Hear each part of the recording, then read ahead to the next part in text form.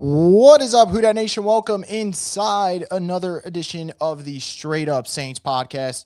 I'm your host, Chris Rosvoglu. It is week 15. We have the New Orleans Saints and the Carolina Panthers. Their second meeting, the Saints won the first one in Carolina, which was kind of the coming out party, I would say, for Tyler Shuck. His best start until last week, where they upset the Tampa Bay Buccaneers, and you got 2 rushing touchdowns from Shuck in a really gutsy effort. So we'll see today if the rookie quarterback can kind of pick up where he left off. And if he can, that'll be a great sign for us Saints fans and give us a little bit of hope moving forward. So we're going to get this game started off in the first quarter with an early run to Devin Neal. Nice little gain for the New Orleans Saints there. Pick up 4 to start this one. So yeah, guys, I think at this point in the season, 3-10, obviously not going anywhere in the NFC South standings, obviously not going anywhere in the wild card standings. They're mathematically eliminated from the playoffs.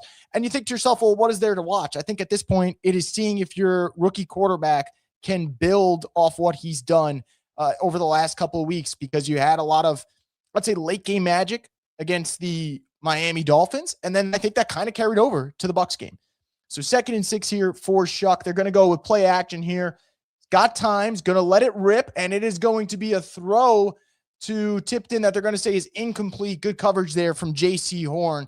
3rd down coming up for the Saints. So we'll see if they can get things moving in the right direction. Really wild week 15, by the way, because this unfortunate that the Saints game starts at 3:25 Central, because I want to see what's going on with Phillip Rivers and his return to the NFL with the Colts. But obviously, the Saints here, the focus, and we'll see if the Saints can actually give us something to be happy about on this Sunday, which we'll see. Haven't had too many of them, but maybe back-to-back for the first time in the Kellen Moore era. We'll see how this one unfolds. 3rd and 6, Taysom Hill motioning out from left to right. It's kind of been a Valet down so far this season. We'll see if it continues. That ball sails. There is a flag, though. We'll see who this ends up being on. If this is on Carolina, Saints will continue this drive. Olave's looking a little confused at the moment. And it'll be against the Saints. So no matter anyway, they will punt, quick 3 and out. I will say this is something that the Saints, outside of last week, they did a great job with their opening drive against the Tampa Bay Buccaneers. Opening drives for the Saints have not been good this year. And this is a quick example of it. Again, early in the game, not going to start saying we got problems, but it does seem like their offense takes a bit to get going. And could be personnel related, could be coaching related, could be a mixture of both. Punt coming up here for the Saints. Carolina's coming off a bye. You'd imagine that a lot of prep went into this game. Great opportunity for them on the flip side, by the way, because if they win this game, next week's game against the Buccaneers would be a win, and you win the division situation. So here comes the punt. Pretty good punt in terms of distance, but the Carolina Panthers are going to get a decent return out of that before their return man gets absolutely smoked. Shocker. Danny Stutzman smoked the crap out of him. So that he hasn't been on the field enough. But, man, I think Danny Stutzman's had a couple plays here and there where he's kind of brought the juice.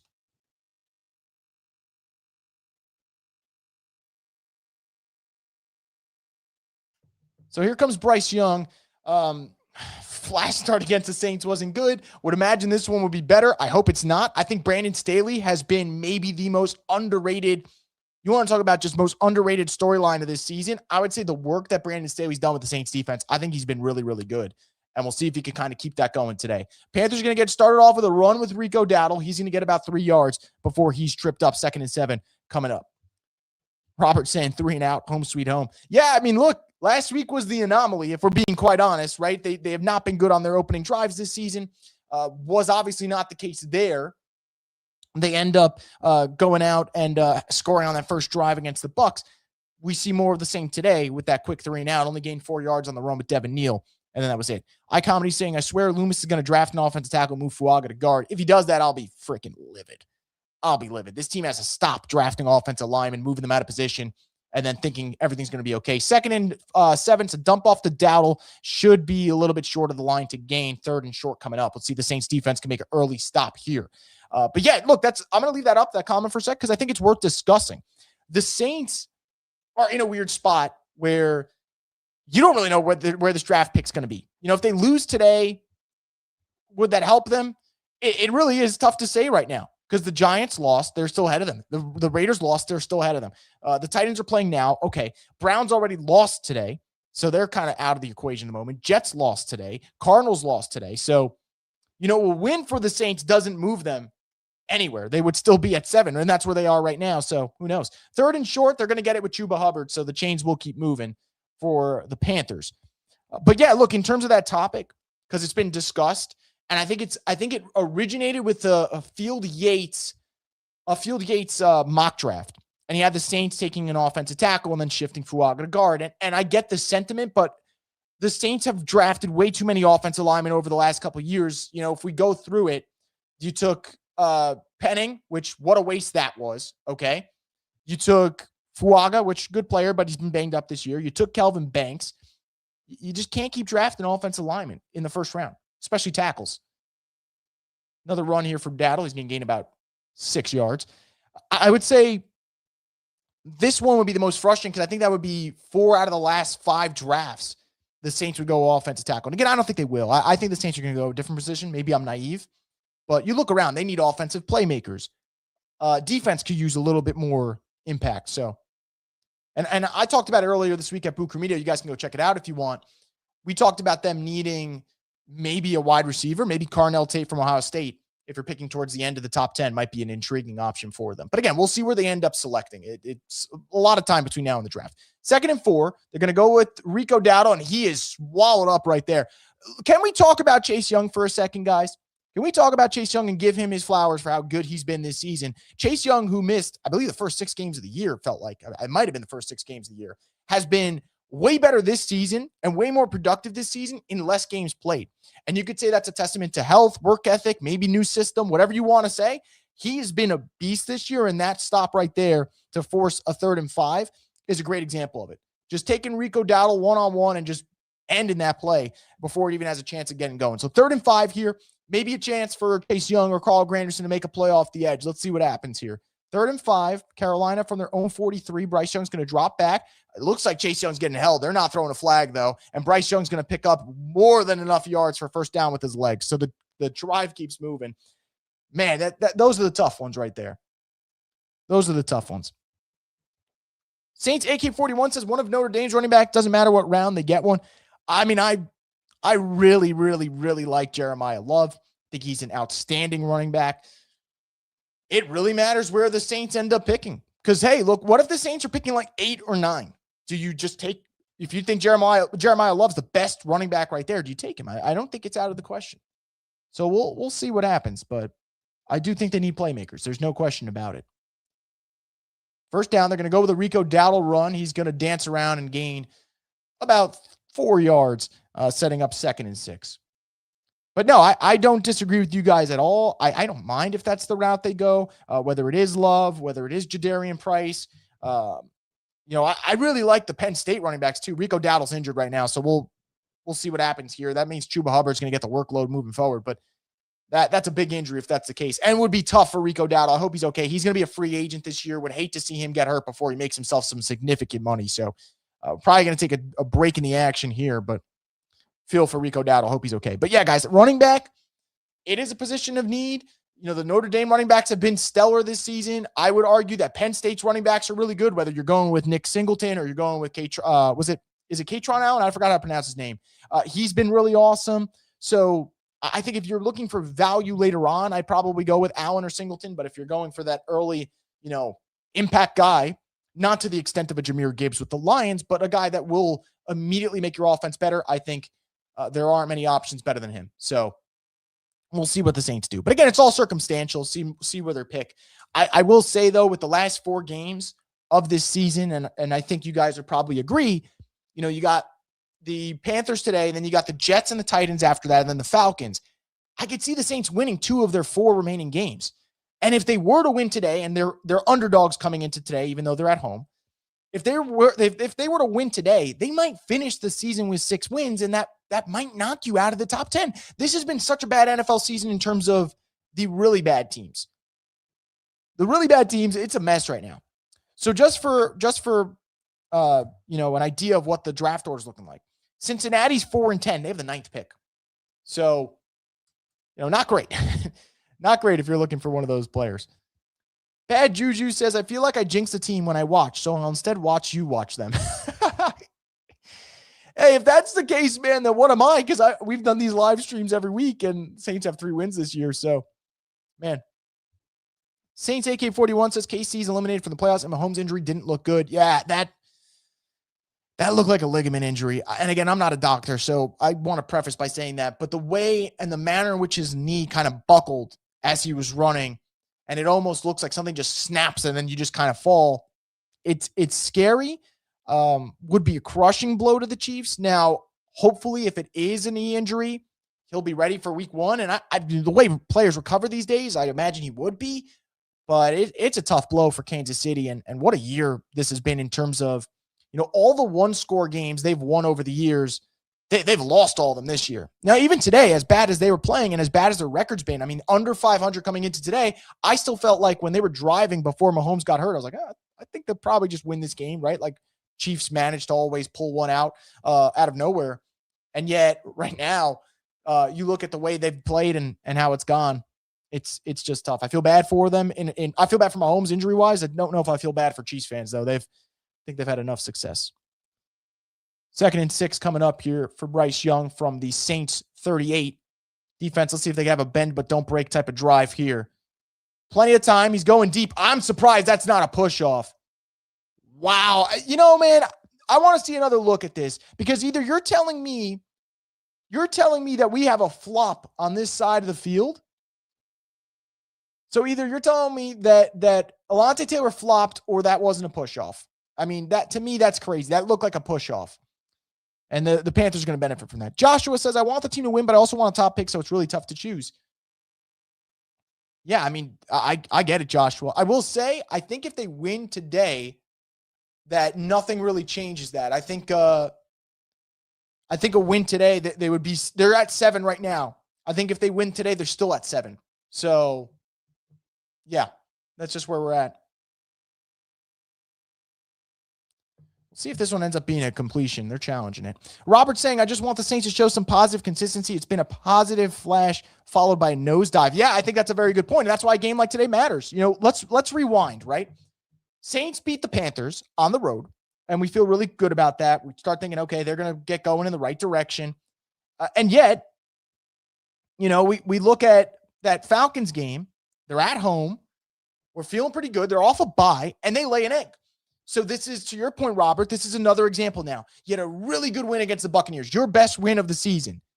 And now how do you follow it up against the Panthers? There's so much time. We'll see what happens. But I think today's one of those games. It's one of those games where show me something, Kellen Moore. Show me that you have this team ready after a big win.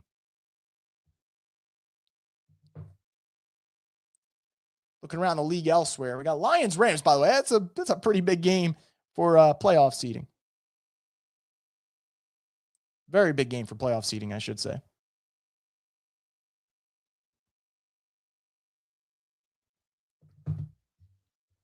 Robert says now he challenges. That's a catch. I thought it was a catch too. I don't know. I don't know if it was like a frustration challenge or something. Thoughts on the Bills game? Felt like they got bailed out by both DPIs on the Patriots. Yeah, I don't disagree. I don't disagree on that. I will say though, it's hard to say, oh, it's because of it. It's because of the DPIs that won the game. At the end of the day, they were up 21-0. Patriots defense just had no answer for that Bills rushing attack for Josh Allen, late in that second half. And I think that's kind of what won it, but gutsy win by the Bills. I think that's one of those where,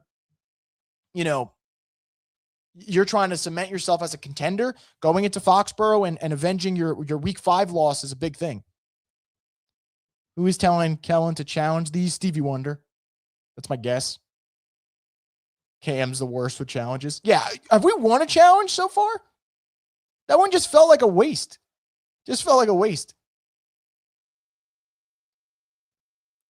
I think the bigger problem, is the consistency, right? So Kellen is going to challenge this one from Jalen Coker where, let's see. I want to get a good look at this. Honestly, man, I actually understand why Kellen challenged that because it looks like he caught it. It slips out for a sec and then grabs it. My problem is the consistency. Let's go back to last week real quick. Do you guys remember when Devin Neal on third down got the first down, but they ruled him short, and then the Saints didn't challenge it, and they went for it on fourth down, and they ended up having a flag, and they had to kick a field goal? So I just want consistency from Kellen Moore. So going to roll out Bryce Young, 1st and 10. He's going to fire deep. He's got his man a little bit behind Tremble, ends up being incomplete. Saints might have dodged a bullet there. Have the Saints ever received an OPI for push-off? LOL wild, man. I think OPI is probably one of the least called things in this league, and I think it should be officiated more, and I just don't know why it isn't. Wouldn't want to be a defensive back in this league. Say it all the time. I'll say it again. Let me see. Was that a bad throw? It was kind of a bad throw. I still think Tremble should catch it, but it's behind him, and you're probably thinking, man, I'm going to get blasted after I catch this one. So I get it. I understand it. He's just getting a head start on those timeouts, so he won't carry them over. Xavier, you're probably right, man. You're probably right. 2nd and 10 from the Saints 23. Bryce Young's going to take this snap, looking right, throws it, and he's going to gain a pretty comfortable margin there. So it's going to be 3rd and short coming up. Sanders with the catch there. Panthers have been such a fascinating team, man. Just complained last week about Moore not challenging, but now get mad about him actually challenging it. I'm not mad about him challenging that one. I get why he challenged it. I said I want a little bit more consistency. I'd like to see him challenge last week's as well. We can't go back now. But I'm okay with him actually challenging that one, to be honest. It looks like a double catch, if that makes sense. It just sucks timing-wise because now you're down a challenge for the rest of the game. But in reality, how many plays are going to present themselves where the Saints are going to have to use 2 more later on? So we'll see. They're going to go with a run up the middle, and Chuba Hubbard's going to get the first down. Not a great opening drive for the Saints defense. We'll say Saints defense, it just seems like similar to the offense, slow starters. I wouldn't say the defense is as slow, but I will say Brandon Staley's halftime adjustments this season have been really good in certain games. Like even last week, I think they did a really good job in the second half against Tampa Bay. This isn't what you want. My counter argument, though, would be Panthers off a bye. They've been scripting this drive for the last 2 weeks. So far, their execution's been great. And the question will be, how do the Saints kind of match it coming out after this drive? Let's say they do give up 7. I hope that's not the case, but let's say they do. How do you come out of that? Do you end up bouncing back? We'll see. They're going to run it with Dowdle. Dowdle's got a lot of space going to the left. He's going to get popped out of bounds. It's going to be 2nd and short, though. Panthers threatening inside the New Orleans 5 now.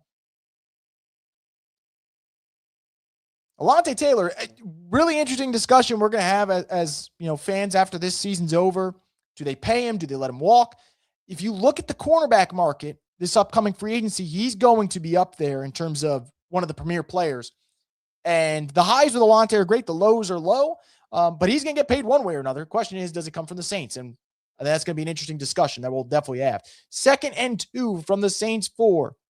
Tremble in motion. They're going to hand it to Dowdle. Dowdle's going to make 2 really good cutbacks, and he's going to, I think he might have crossed the plane there, and he did. Touchdown, Panthers. That was a really, really nice run from Rico Dowdle. I got to give him his props there. Really nice cutback, not once but twice. And first drive, Saints, they're doing a little bit digging, and quite frankly, yeah. Looked like they took a shovel and hit the Saints right over the head with it. That's what it looked like. Saints have started slow all week, and that's why they're 3 and 10. Yeah, if we're going to say all season, then yeah, for sure. Last week was the anomaly. Opening drive against the Buccaneers looked excellent. Like, really, really good. Saints D has been good in recent weeks. Need them to show up again today, for sure. And I want to say, obviously this isn't a good drive, guys, and you don't want to start off down 7-0. I'm stating the obvious there, but I do believe that, this is a Panthers team coming off a huge win against the Rams, had 2 weeks to prepare for this. You'd imagine Dave Canales, who's having a really good year, you'd imagine he had something cooked up for this, and clearly he has. So 7-0 Panthers. Feel like my comment was premature. Still a lot of game to go. Oh, there's still a lot of games to go, for sure. I didn't take it as premature, to be honest. I think, look, if we get into the third quarter and they've been horrendous, we could talk about it. Them not showing up. As Ed says, this looked like a Dennis Allen first drive defense. DA, man. But I'd say DA was really the king of halftime adjustments. Really did a good job of that. Would always kind of tighten the screws after halftime. Mock draft video coming soon. Once the season ends, for sure. We've been doing now every Thursday. Every Thursday we've been doing for the last couple of weeks now, picking a prospect and analyzing them. Last week was Arvell Reese. 2 weeks ago was Arvell Reese. This past week we did Carnell Tate. I promise they're not going to be all Ohio State players. The next one will not be an Ohio State player. We'll discuss every player that kind of fits the mold for what this team may want. And man, there's a lot of needs, so there's a lot. They might need to, El Mendoza says they might need to draft a D lineman again. I don't think that's out of the question, right? Like, there's a lot of needs for this team. So we'll definitely have a mock draft video at some point, and I'd imagine we'll probably just do a live stream for the draft when we get there, but still a lot of time. Still a lot of time. Matthew says, bitch walk down the field there. I mean, for sure. Look at the selection, play calling wise. Just a really good job by the Panthers. 4 pass plays, but mostly just running the football. Rico Dowdle, 6 carries for 24 yards. Bryce Young had a 15-yard run. Chuba Hubbard had 9 yards on that drive. So you want to talk about coming out with intent. If the intent was to run the football on the Saints, then yeah, there you go. Same old 3 and out and punt for our offensive guru and defense giving up opening touchdowns. Same shit, different day with this team. That's fair. You guys are coming out hot today. I mean, I'm usually bitching and moaning, so I can't complain.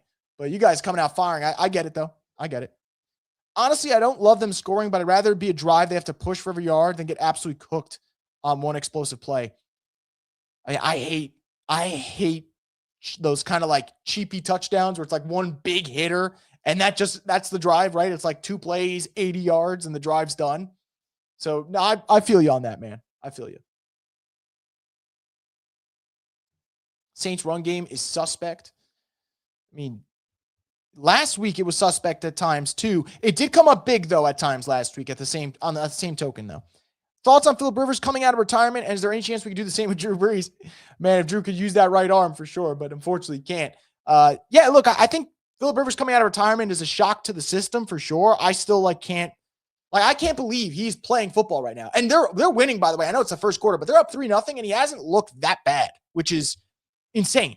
Like, he quite frankly, he looks more like washed than he does out of his depths, if that makes sense. It is shocking from a Hall of Fame standpoint. I don't think it's the worst thing in the world because Drew Brees is going to get in this year. So there's one quarterback. Rivers wasn't going to get in, even though he was eligible. The next year, I think Big Ben's more likely to be in the Hall of Fame before him. So you don't get that year. Before you know it, Brady's eligible. You're not getting in over Brady. So if they were going to hold Rivers back, it's actually not a bad one there. Saints are actually going to get a pretty decent return there to open this one. So we'll see if the offense can do anything with it there. Special teams actually, in terms of the return game, has been pretty decent lately. I know that wasn't Mason Tipton, but Mason Tipton's done a good job flipping field position last couple weeks. Maybe we'll get a chance to do it today, but we'll see. Yahtzee saying they need playmakers, man. You can get good linemen through the draft, but they need stars. Yeah, and look, maybe Vernon Broughton, the kid from Texas they drafted this past year who got hurt and they had to put him on IR early. Who knows? Maybe he's a guy that they'll have as a player next year to improve this D-line. You never know. 1st and 10 coming up. Tipton's in motion. Neal in the backfield. They're going to give it to Devin Neal. He's going to cut back and get back to the line of scrimmage before he gets absolutely bottled up. So 2nd and 10 coming up. Saints love the catch-up plan. Goes good with Popeye's fries. Just so exhausted with their opening offense just being so inept for like 3 quarters. It does feel that way. It does feel that way for sure. Where do you think the Saints go in the first round, depending on draft order? I know the Saints need a lot of help, but just curious. I think it depends. 2 weeks ago, I would have told you Arvell Reese and you could take it to the bank. Now, I don't think you could get Arvell Reese. I think Carnell Tate's going to be interesting. Maybe Jordan Tyson from Arizona State. I just don't want offensive linemen. 2nd and 10 here.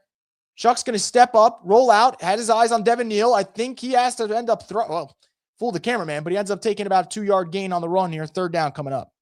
Tyler's playing with a bunch of Uber drivers on offense. Yeah, I mean, look, if you go around the league, there are not a lot of teams, and the ones that do are also teams in similar situations with the Saints where it's like rookie quarterback, they look like a mess. Not a lot of teams are going to have Mason Tipton as their 3rd wide receiver. And even Vele, who's played better, he's their wide receiver too, and he really shouldn't. He should really be the 3. They're going to throw it underneath. He's going to hit Jawan Johnson. Really, really nice throw right there. And that, to me, I know it's one play, but that is the progression of Tyler Shuck right there. Okay? Where's my hot read? Because Carolina's showing blitz, and they are sending extra. So who's my quick read? Who's my quick hitter on that one? Shuck knows it's Jawan, gets it right over to get the 1st down.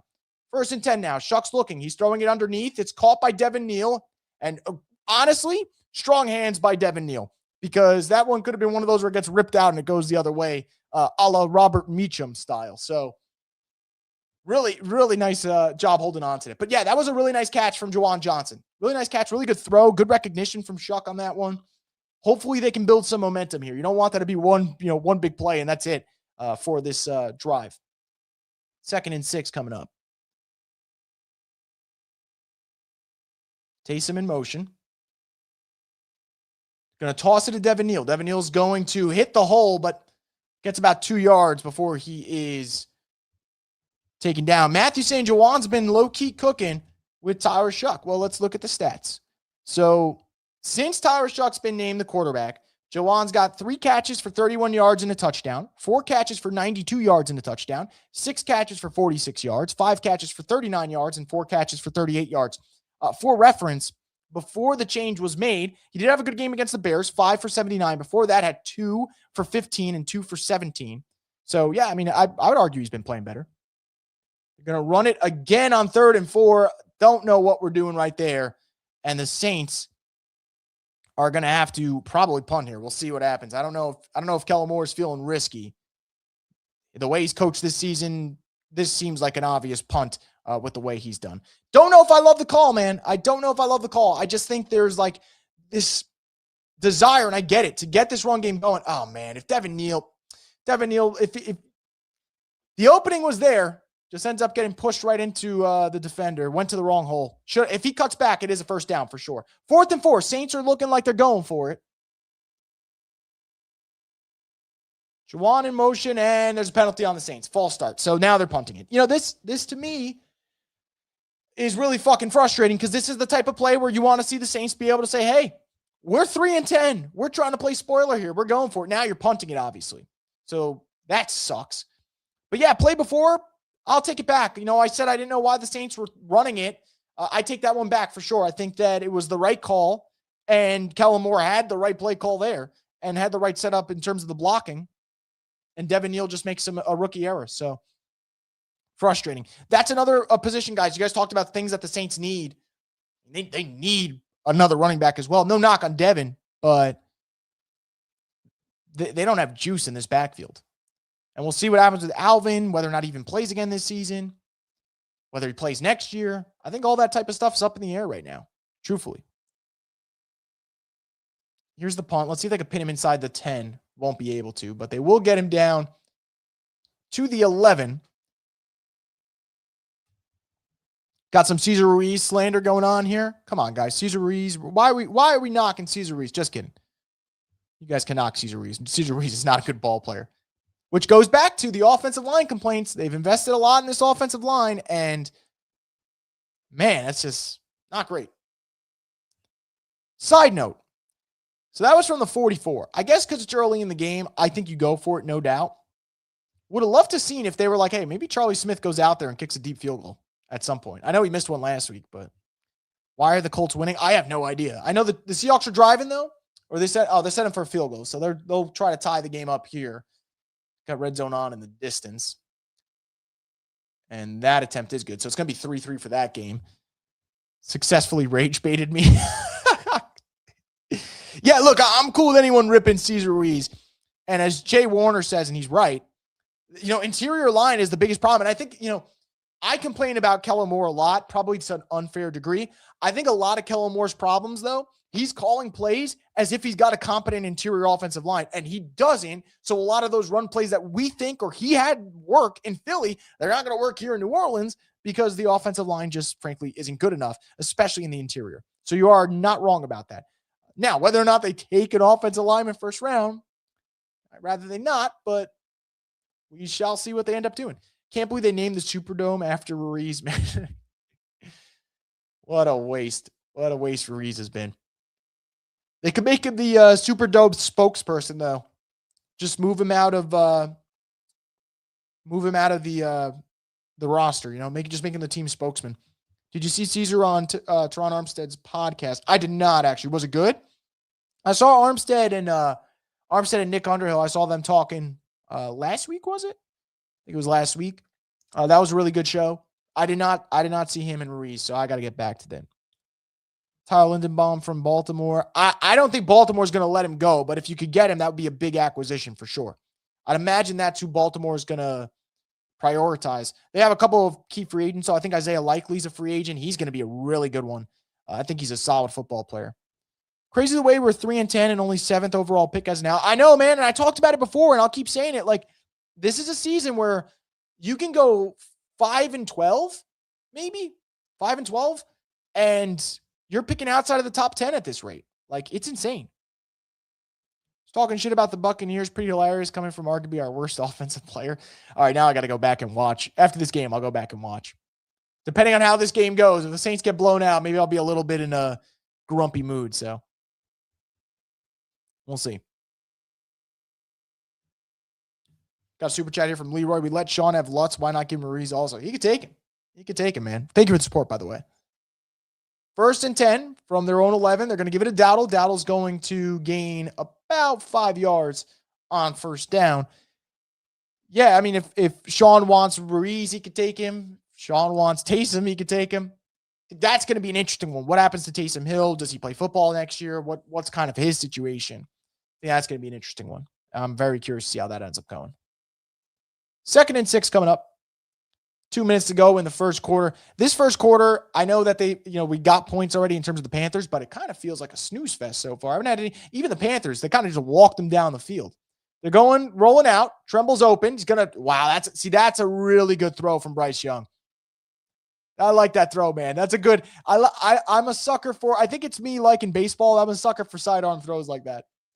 Just change your arm angle, throw it around Cam Jordan. That's sweet, man. I can't lie. Can't lie about it. That's some good stuff right there.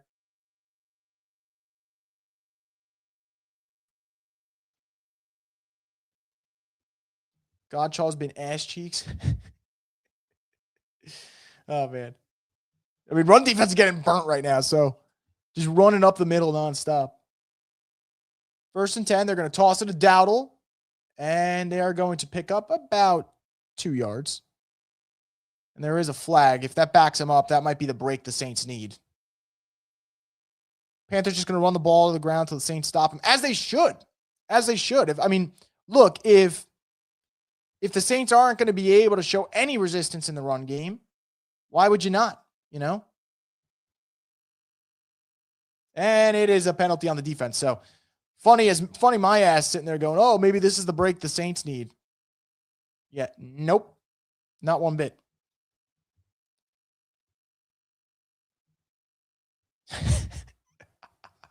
Holding on to Reese. After the season, how much cap space will the Saints have? Technically, they're in the negative right now, but they'll get out of it pretty quickly. How much they want to free up is the question, because 2027 is the year where the Saints are going to have a lot of cap space to spend. How much do they want to free up is going to be the question. But right now, the Saints are going to be at over the cap has them at 9 over. That's easy work for the Saints. We've seen them operate at like 70 over. So that's light work for them. 1st and 10. Had some good pressure off the edge, but Bryce avoids it. He's going to run towards the sideline, get shoved by Cam Jordan. And now, okay, that's got to be a flag on Carolina. Good job by the Saints not getting involved. Don't let the Panthers get the penalty right there, because that was not a late hit. I don't know what Carolina's in their feelings about. I don't even know if Bryce Young's in his feelings. Maybe he is, maybe he isn't. He's inbounds. Yeah, he barely touched him. And by the way, look where he fell. No knock on Bryce Young. I don't want Bryce Young to get hurt or anything. He quite literally fell onto the grass. He's perfectly fine. Perfectly fine. I think that's just Carolina. I get it, protecting your quarterback. I'd want the Saints to do the same if theirs got hit, but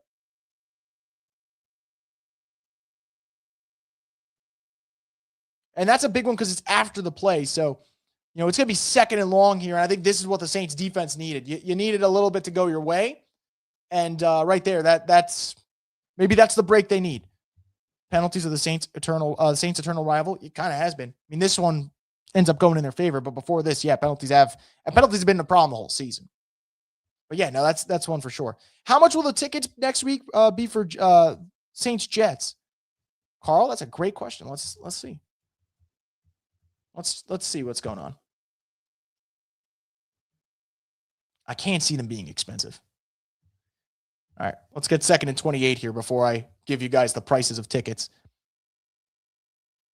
Bryce Young rolling around, kind of making a mess of things. Brian Brzee on the rush now, and he's going to throw that into the dirt. 3rd and 23 coming up. Please, no one have any stupid penalties. Let's get off the field here without any problems, and let's call it a day.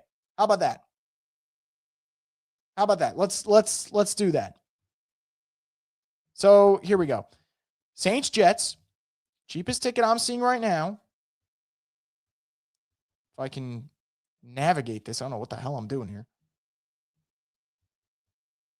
I see $17 tickets. I'll look elsewhere. That seems a little too expensive. Am I wrong? They'll give you 10 to come to the game. Yeah, I mean, you pay me to go to Saints game easily. So they're going to run it. They're not going to get it. They're going to punt. Saints defense, penalty really bails them out, I would say, on that drive. Not bad. Not bad. Let's see if the offense can get anything going when the second quarter begins, because that is exactly where this game's going. So Saints get the stop. We'll take that for sure. Since the Saints are bad, do you think I could buy tickets with food stamps?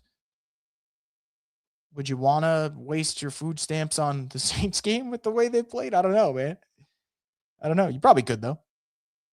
Better include those tickets with a Whopper meal. They probably, honestly, teams should be a little bit more creative with how are they going to get tickets sold. I was thinking about it today. Giants played the Commanders. That game was a freaking train wreck. Giants have been abysmal. Commanders are abysmal, and Jaden Daniels isn't even playing. How do you get tickets? How do you get fans to want to go to that game? And at least the Saints, they're indoors, it's at MetLife. You're in Jersey. It's cold as hell. Like, how are you going to get fans to go to that game? Or why would fans want to go to that game is probably the better question.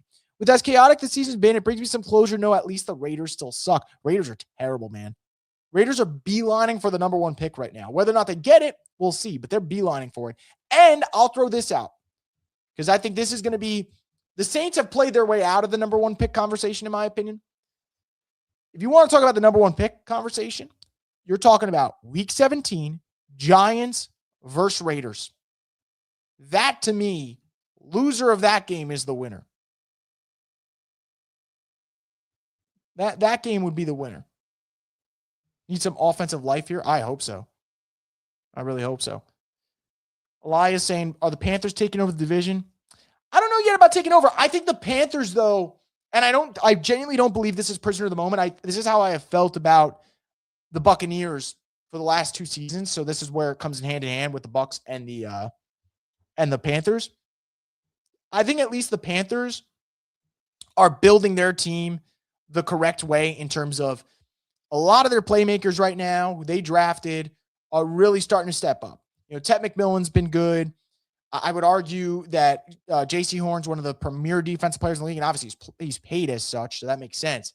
Bucs, on the other hand, no knock on the Bucs. They have a good roster, but the Bucs are built in a sense to win now. Like, that is an old team. Mike Evans, he's a free agent. He's getting older. Chris Godwin, he's getting older. Levante David is older. Vita Vea, he's getting older.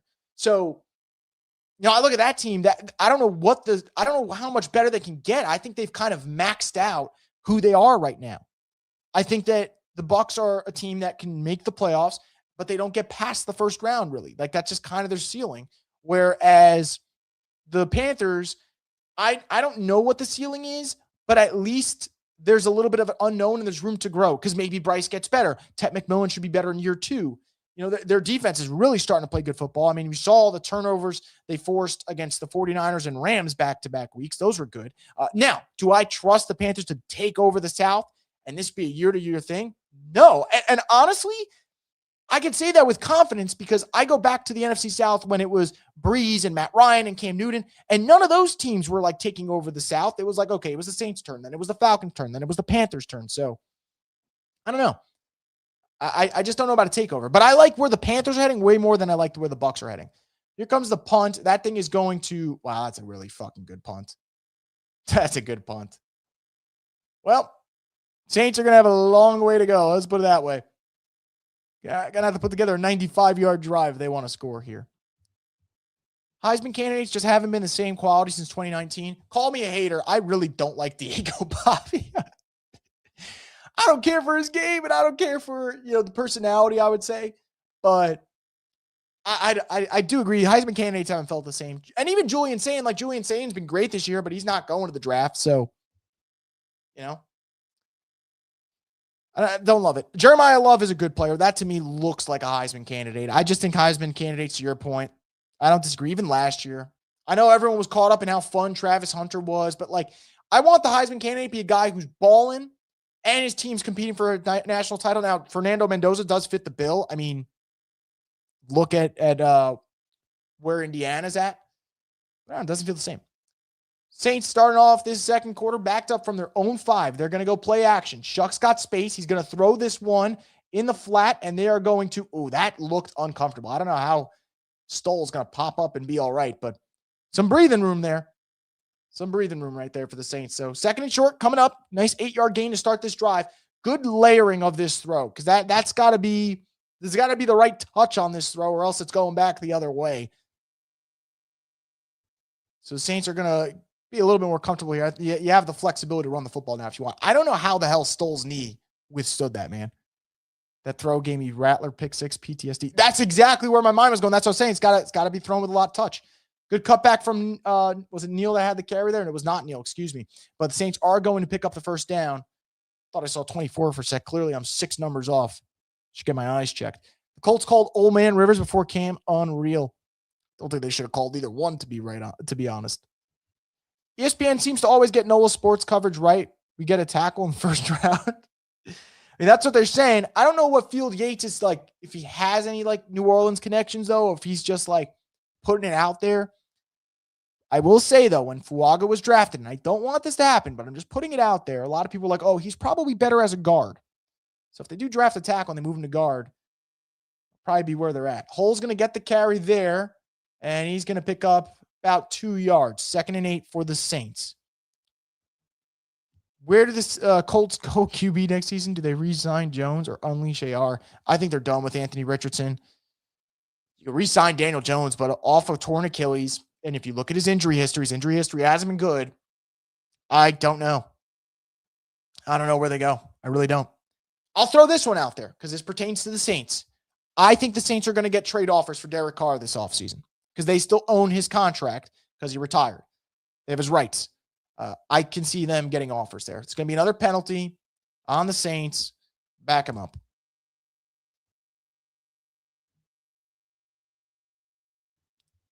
So, yeah, I'm putting it out there. I don't know if it's going to happen. I just would not be surprised if Derek Carr, who's been flirting with the idea of coming back, if he ends up playing somewhere else.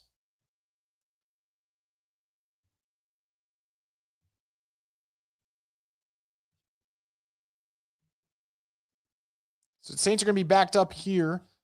It's going to be 2nd and 13. Not the way you want this drive to go, especially when you got a long way to go. 12:36 to go in this second quarter.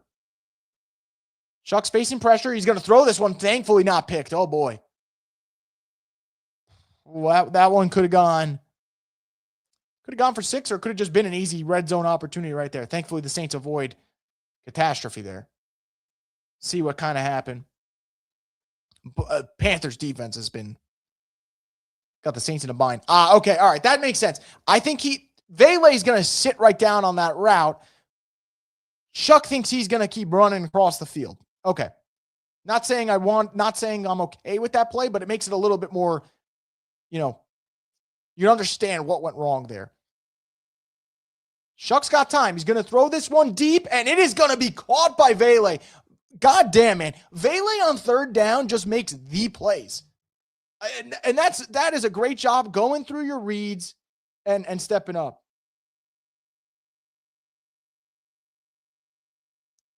And this seems like the last 3 games.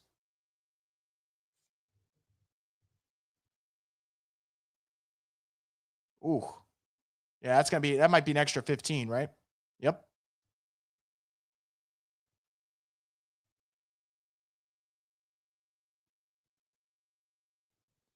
All right, so Saints are going to be in good field position here. Great catch, by the way. Great throw. I think that's what you want from your quarterback, being able to stand in the pocket, withstand it. Because remember, the knock on Shuck's been like pressure, he'll fold. That was the big knock coming out of Louisville. Wasn't on that one, which is good. Good to see right there. Tough throw from your quarterback. tack on an extra 15, and now all of a sudden you're getting close to midfield. Leroy says, do you think McCoy has some value to trade to contender for picks? I got to check if his contract's tradable. So let's get a little break in the action, and we could get to that, Leroy. So I'll get back to that for sure. 1st and 10, running a little bit of an option. Shuck's looking. He's going to step up, and he's going to get sacked. So Saints are going to be backed up yet again. Seems like 1 step forward, 2 steps back has been the name of this drive. All right, so we got a little slight break here. Let's see. See what Eric McCoy's contract's looking like and whether or not it's even tradable. I will say, Eric McCoy's contract at this point, kind of tough. All right, let's see. Pre-June 1st trade, 18 mil dead cap. Post-June 1st, pretty manageable. You do get some cap savings out of it as well. All right. You could trade it, just don't know how much you're going to get there. 2nd and 14. Tipton in motion. Shuck takes the snap.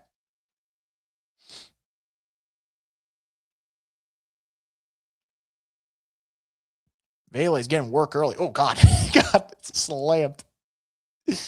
Oh, man.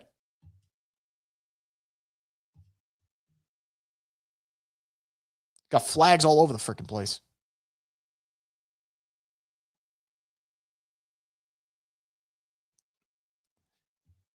Got an absolute flag fiasco here.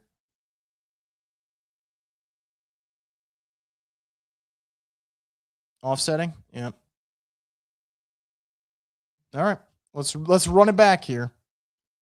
This O-line's got to get their shit together, though. This has been a really, really rough start to this game, and there's still 11 minutes to go in the second quarter. So it's pretty tough right now. Tough sledding.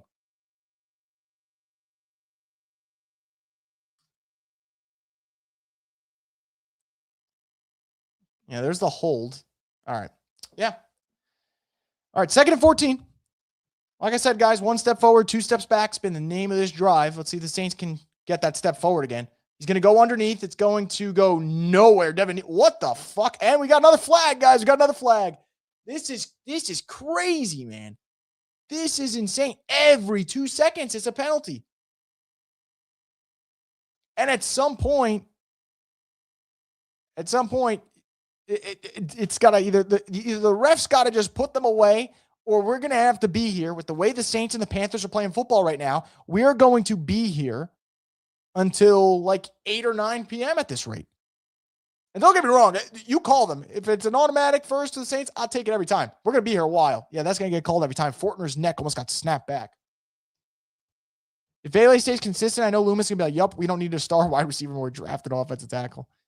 Yeah, I hope that's not the case. How about saying, oh, the Vele trade wasn't that bad, and then adding another wide receiver? I'll take that. That's what I'd rather see. Saints are going to pick up about 2 yards there on the carry.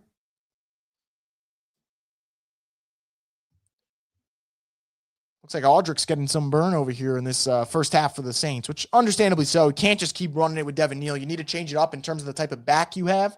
And I don't know if Devin Neal really is the type of back that you want to be giving 20 carries to anyway. I know last week he got a ton of work. And last week he was good, man. Last week I thought he had a really, really good game.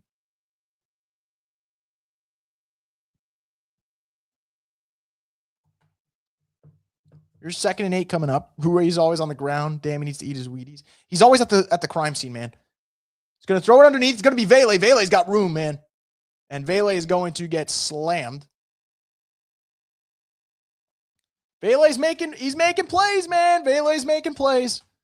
Don't let that man get hot. It's Devon Vele season. Apparently, Olave season is nowhere to be found at the moment, but Vele season is upon us. Here's the carry. And, a little athleticism there. And another flag, guys. Hey, another flag.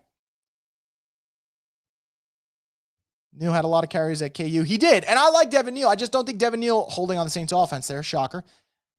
I don't know if Devin Neal's the type of guy that at the NFL level can go out there and give you that many carries. I personally don't think he is. I think he's been fine like the last couple of games. I just don't think Devin Neal's like a legitimate like star playmaker at the pro level. I just don't see it. Wouldn't mind Dowdle on the Saints next year, but got to fix the O-line. I totally agree with you. I think he's going to be up there for them. And I think it's an interesting spot, right? Because Carolina did pay Hubbard. I'm not saying Carolina is willing to let Rico go. I'd imagine they'd want to keep Rico, but if you're going to look around at the free agent market for running backs, it's not a bad option. Shuck's going to throw this one. Great job. That is, to me, we're going to see this again. I don't know if that looked like it could have gone the other way. Olave runs right back into it, which is great. Coming back to the ball. Perfect job there. But I don't know if he ran that route deeper than they wanted to, or if that's just a risky throw by Shuck. But Olave came back to that thing and thankfully end up gaining 7. Let's see if this connection can get going. So far, it's been a lot of Vele, which is good to see. Hopefully they get number 12 cooking here and get this offense moving. 2nd and 13, and we got another flag. This is crazy, man. False start here on the Saints. What the fuck did they do at practice this week?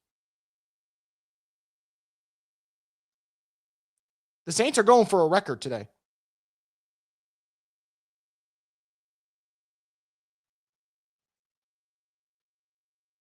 If they're going for it, they're going for the record, they're off to a great start. This is insane, man.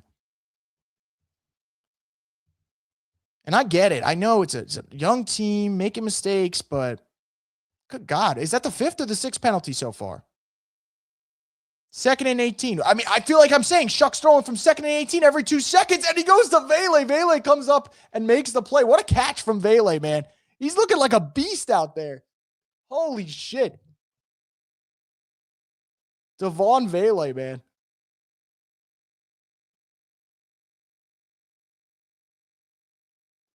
God damn.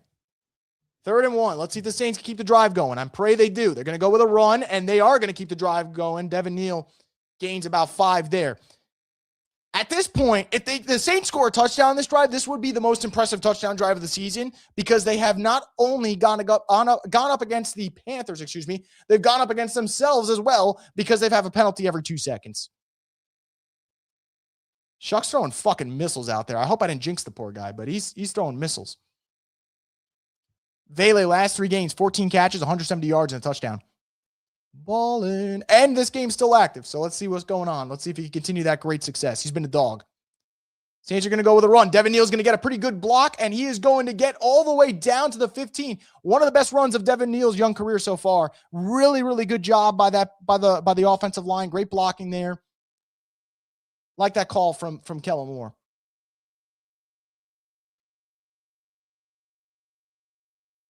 Pull the guard. Get a great block over there. Yeah. I love it, man. Absolutely love it.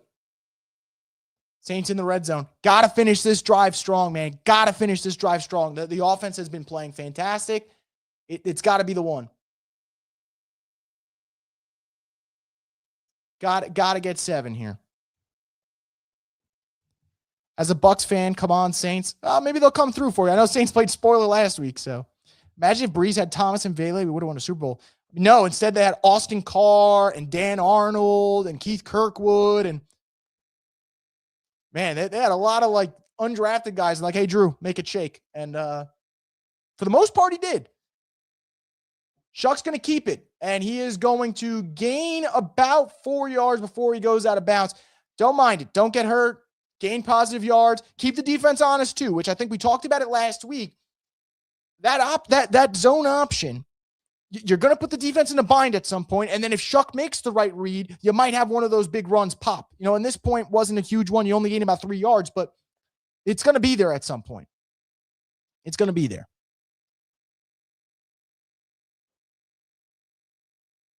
Second and 7. Taysom's going to motion from right to left. Olave at the top. Vele at the other side. He's looking Vele's way. He's throwing underneath. That one could have been picked. Jawan ends up catching it. And Jawan fucking Johnson. Holy shit. Hey, sometimes it's better to be lucky than good. What a play by Jawan, man. And I don't say that ever. I never say that, but what a play from Jawan Johnson. That thing looks like it's going the other way for 6 for a sec. Or maybe even just a pass breakup or whatever. And instead, Jawan Johnson ends up getting off the ricochet. He boxed him out, man. Great play. Boxed out Jackson. Makes the catch. That's an awesome play by Jawan Johnson, man. That's an awesome play. I see Dreamman saying, hell yeah. I mean, what other way to describe it? TikTok boy can make some contested catches after all. I mean, that was awesome. Saints are going tush push. I hate when they do this. How about run off with the tush push? They're going to Taysom on a reverse. Taysom's going to have, oh my God, Taysom's slow as fuck, bro. Taysom, what are we doing? What are we doing? Stop with the Taysom plays, please. I fear Taysom's washed, man. Oh my God. Oh, I'm so tired of the offense cooking, and then Kellen Moore will be like, "Hey, let's get a Taysom Hill play in this bitch." No. And I love Taysom Hill, but I think the time has come where he's just not a factor for them. And now it's 4th and 1, and now you're going to have to make sure you execute here, or this is a waste of a drive.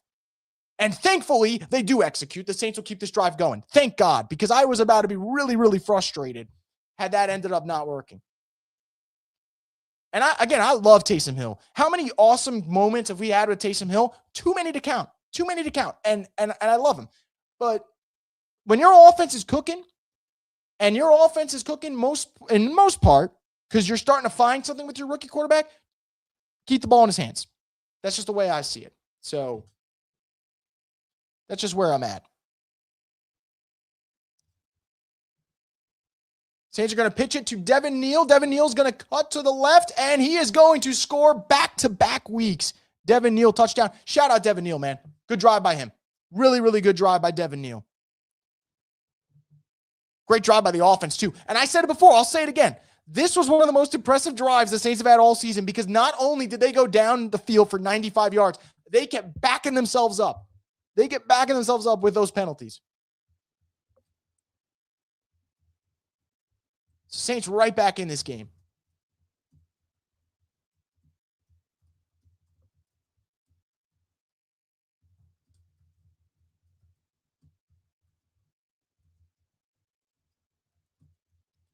Really good. And again, look at the players who stepped up on that drive.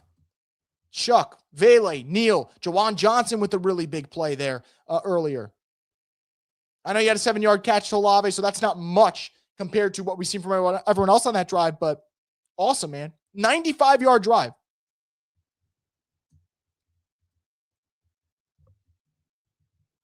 Awesome stuff.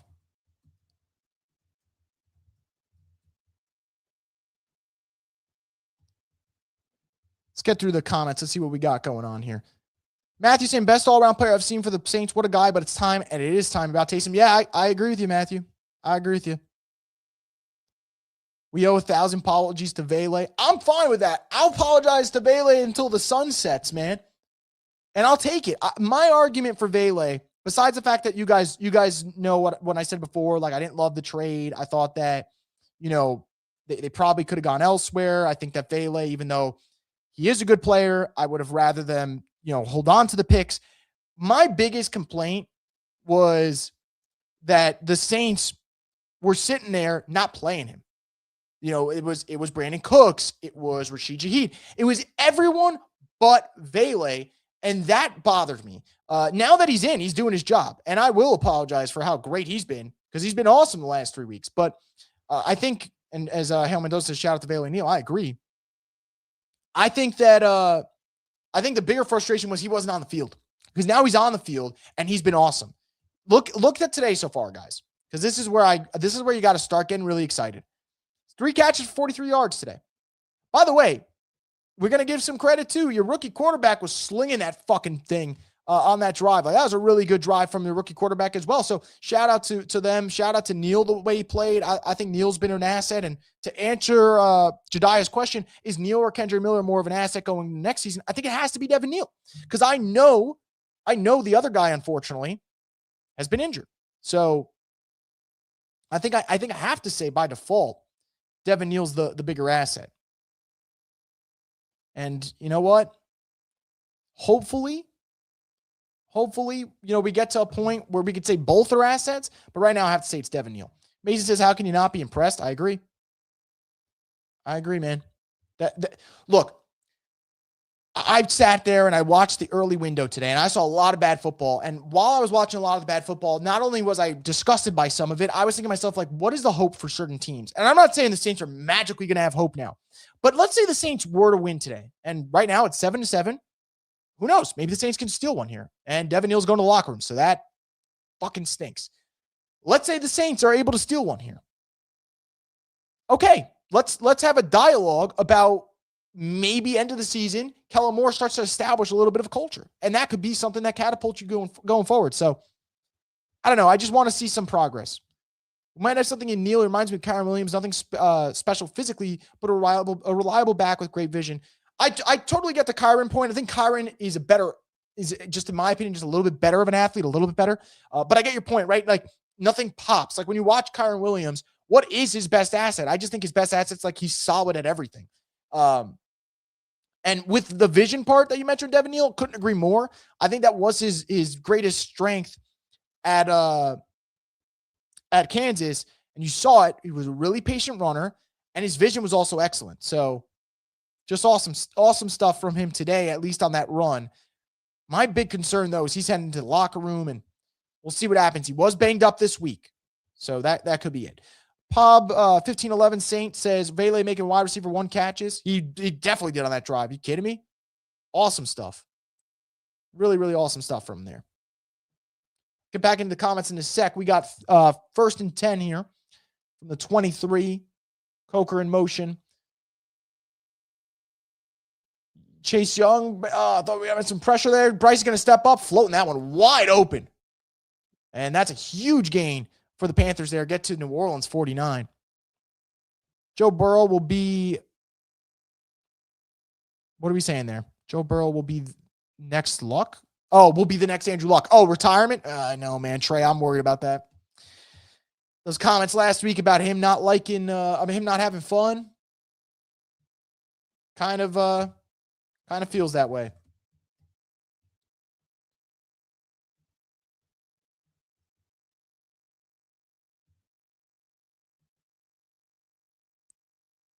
Chuba Hubbard for a couple yards there.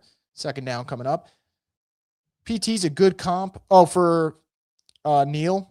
We'll see. I will say, though, I think Pierre Thomas, and I think you guys will probably agree on this, is he not like one of the most underrated Saints players of all time? Because I feel like he's got to be. Seeing how DeMarco Jackson and Zach Bond have played since leaving shows we need to give the young guns a chance and let the vets who've been coasting walk. I'm cool with that. Shout out to DeMarco, by the way, because I always was wondering, is he a good player? Or the Saints just it's a rough spot, whatever it may be. He's been balling. I'm really happy for him. Another run there. Oh, DeMario had him bottled up. Can't finish the play, though. They'll gain positive yards. 3rd down coming up after the 2-minute warning, though. So Saints got some time to think this thing over.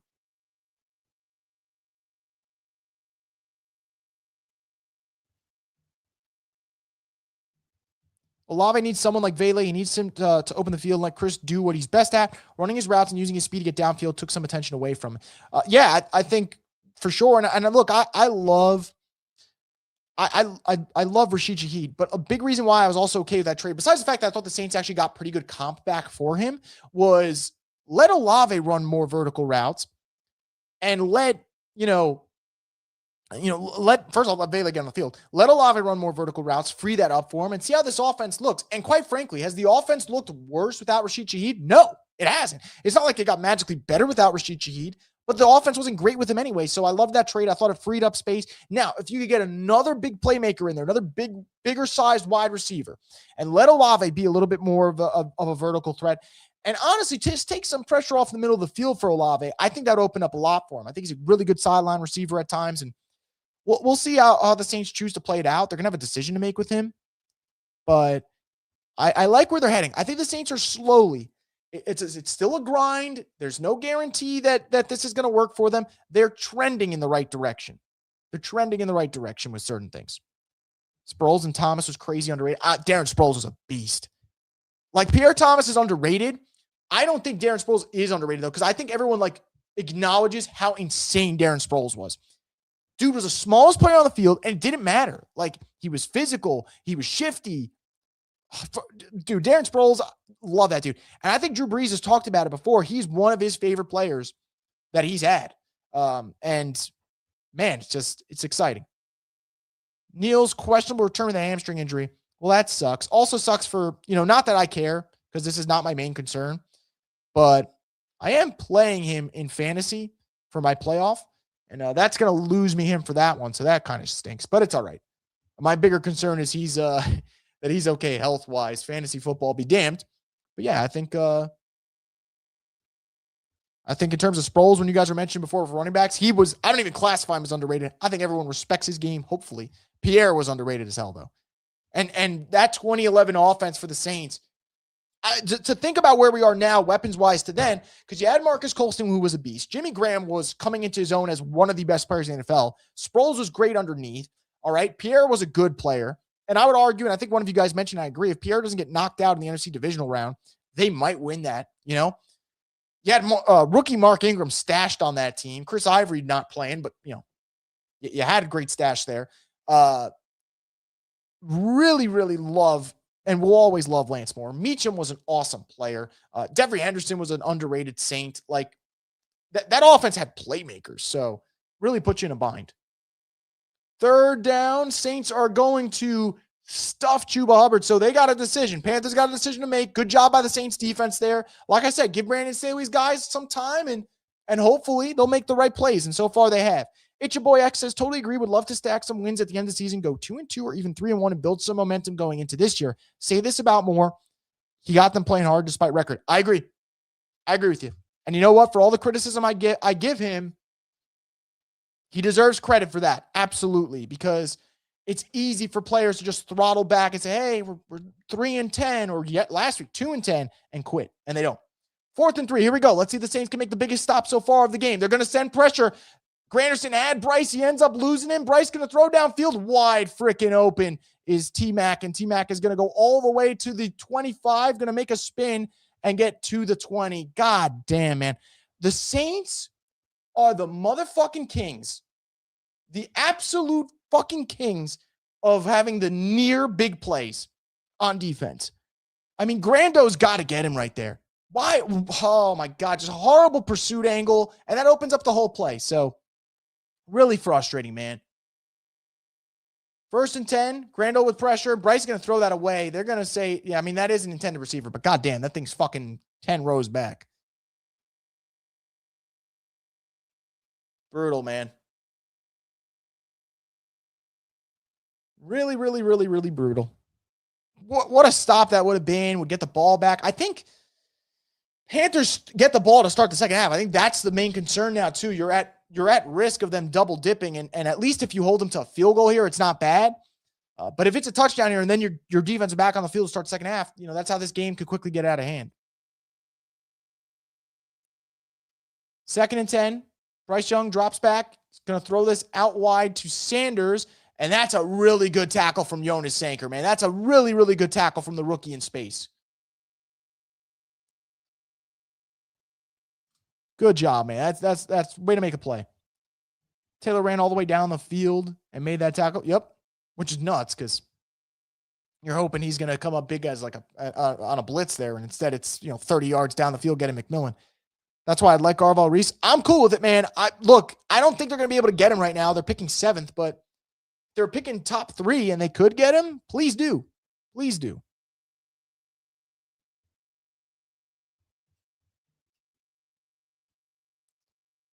Huge 3rd and 11 coming up. I will take holding the Panthers to a field goal as a huge win if they can do that. I'm not banking on it, but I would consider it a win.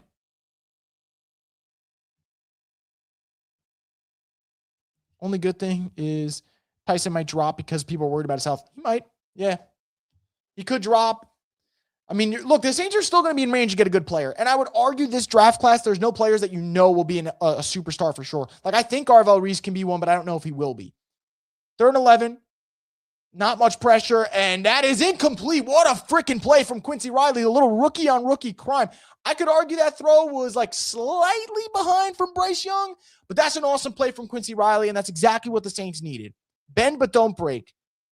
Bend but don't break. And that's back-to-back plays where your rookie ends up coming up big. You had Jonas Sanker with the tackle before, and then Quincy Riley making the play. Awesome job by the Saints rookies there.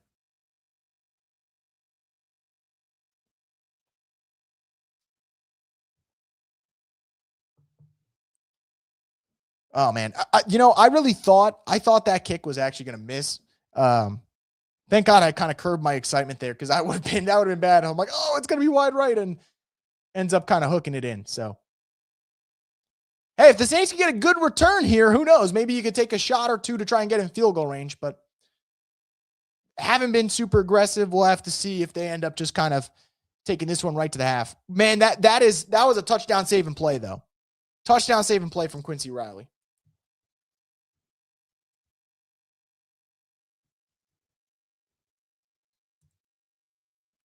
Defense, I think second half, what they're going to need to do, contain Bryce Young. I think that has to be the priority. Look at that. Quincy Riley getting a shout out from the official NFL Twitter page saying Quincy Riley saving 6 points with this pass breakup. Technically ends up being 4 points that he saved, but I get the sentiment. But cool to see Saints rookies getting a little bit of credit there. And I'm going to be honest, man. That was creepy. Would have stayed right. Saints rookie class has really come to play, especially the last couple of weeks. You know, obviously Shuck's been the big one in terms of the name and the position. Kelvin Banks has been awesome at times. Devin Neal has really come into his own. Now he's hurt, which go figure. That's, typical. Quincy Riley has played on the field all year, has been good. Jonas Sanker's been good at times. Stutzman made a really big play earlier today. He's starting to get a little bit more snaps today as well. Maybe this is the game that they just go all in on him. So I think you have to be pleased. You have to be pleased with the 2025 class.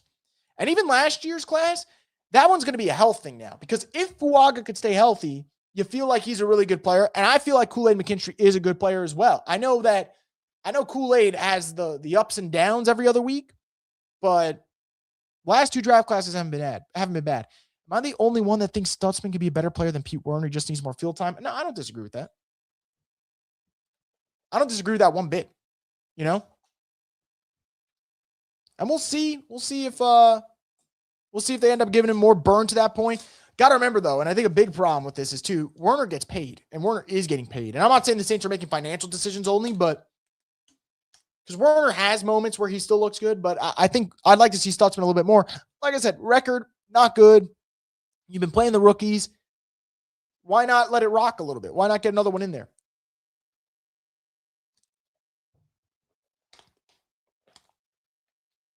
But yeah, I'm telling you, key to the second half. Carl's kind of on the money here. Got to contain Bryce Young in terms of being on the move. That's been the difference between winning and losing this game so far. And again, still close game, 10-7, still a whole half of football left to play. That has been the tail sign of it all. Just haven't been able to slow him down.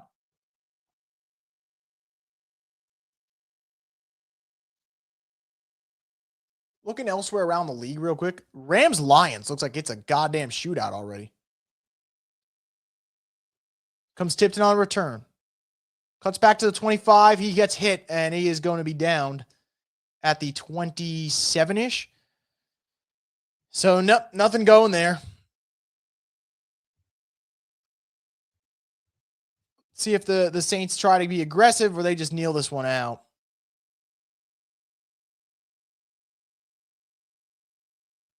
Would love to see them be aggressive. You got nothing to lose here in terms of standings. But hey, why be aggressive when you can just kneel this thing going into the half? All right, so Saints play the damage control game, and they will take this 10-7 deficit into the half. Do I hate this? Kinda. Do I understand it? Also kind of. It is what it is. I'm fine with it. You know what? Because let's say it ends up being a turnover. I'll probably sit here and complain about it. So 10-7. Saints are still very much in this game. Winning the time possession battle, I think a lot of it is going to come down to, can you stop the Panthers run game? Can you contain Bryce Young in that second half? But I would like to see a little bit more aggression as well from the Saints. Now, they did look like they've gone for it on fourth down once, and they were going to go for it on a 4th and 4 around midfield. Penalty ended up negating it. So you know what? Maybe we will see that fire that I'm kind of asking for in the second half. Maybe we'll see that come out. But yeah, we got halftime here in New Orleans. And right now, we got ourselves a 10-7 game. I will say, and I am curious about this, where are you guys at Let me know in the chat, guys. Where are you guys at with Kellen Moore's kind of like end of the first half play calling season-wide, not just today? Like, do you want him to be a little bit more aggressive? Do you feel like, they've done a really good job of, do you want to be more aggressive? Do you doing a good job of kind of limiting the damage? Where are you guys kind of at with that? I'd love to know where you guys are kind of thinking about it. I would love to see them be more aggressive naturally. That's just where I'm at. I think by nature, with this team being a 3-10 team, I'd like to see them, go for it more. But yeah, I don't know. I wonder if you guys share the same sentiment.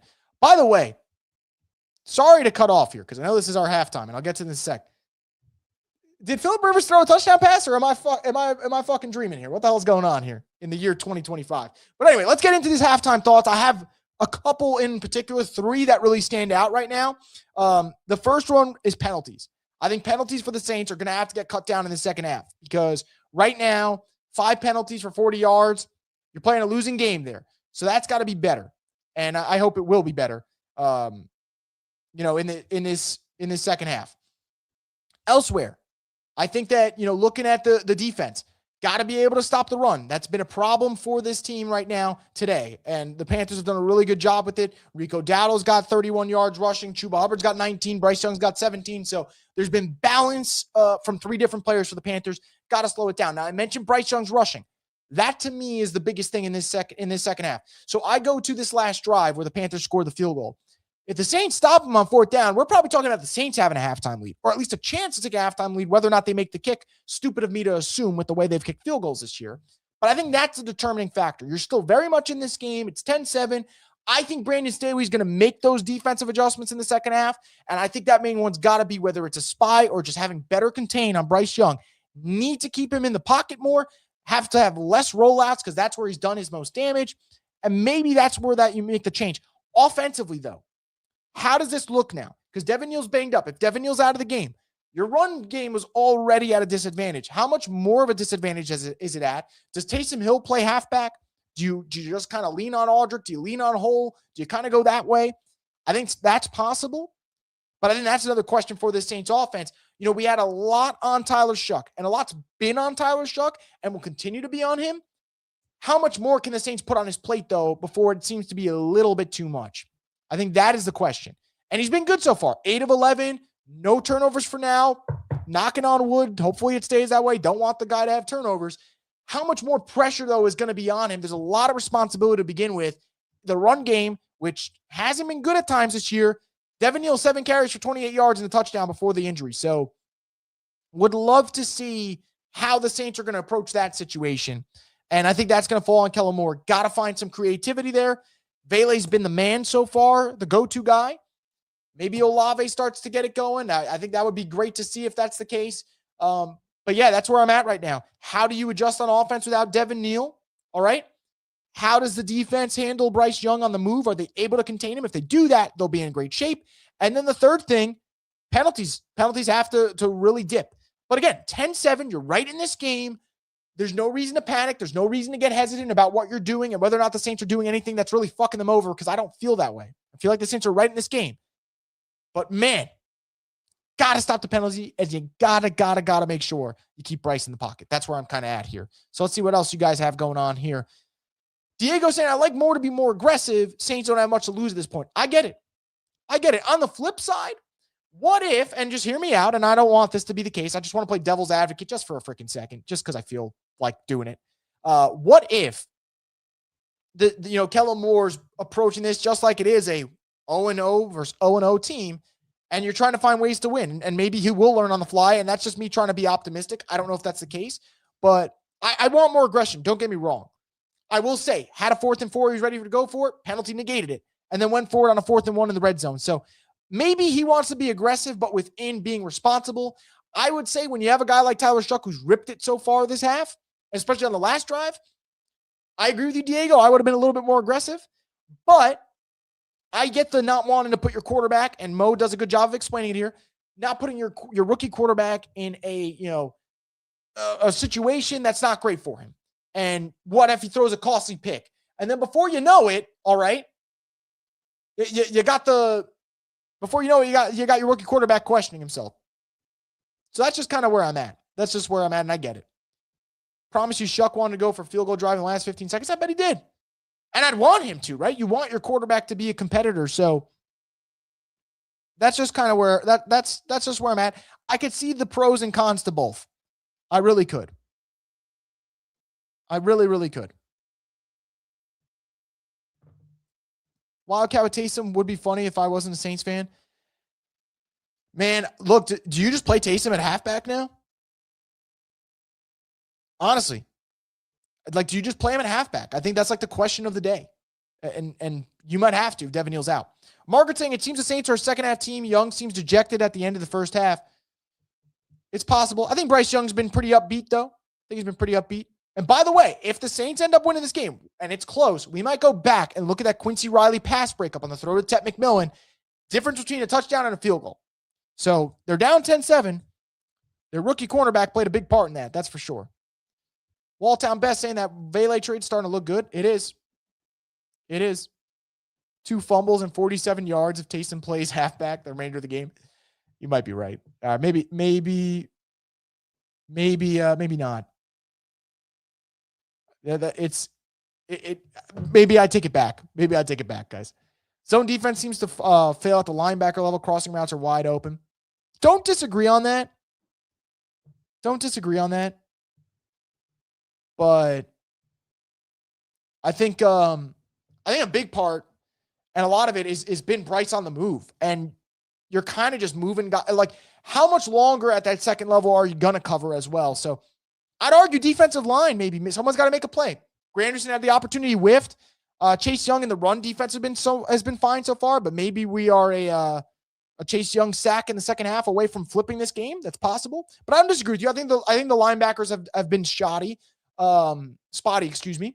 Cornerbacks have been good so far. I haven't really seen a huge issue right there at that spot.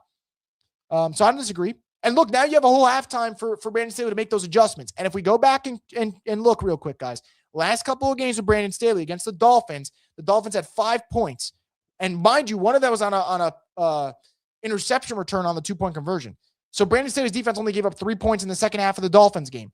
Brandon Staley's defense gave up 10 points in the second half of the Bucs game. Brandon Staley's defense against the Falcons gave up 8 points in the second half. You know, Brandon Staley's defense really, if we look at it last couple of weeks, has really played well, but they've also played well in the second half when they've had that time to think things over and see what adjustments they can make. So I think I want to give the DC some grace. I think he's kind of earned it, and let's see if he ends up figuring it out. So glad Shuck's coming along. I'm not fond of any of the projected first-round quarterbacks. Yeah, I think, look, we'll see what happens. I've always been under the belief that Shuck is going to determine if the Saints take a quarterback, in the sense of if he plays well enough, they're going to win enough games that he plays them out of the number 1 pick. And you can't have the Fernando Mendoza conversation if you don't have the first pick. And if Shuck plays you out of it, the conversation's done. So I think he's done an excellent job of that.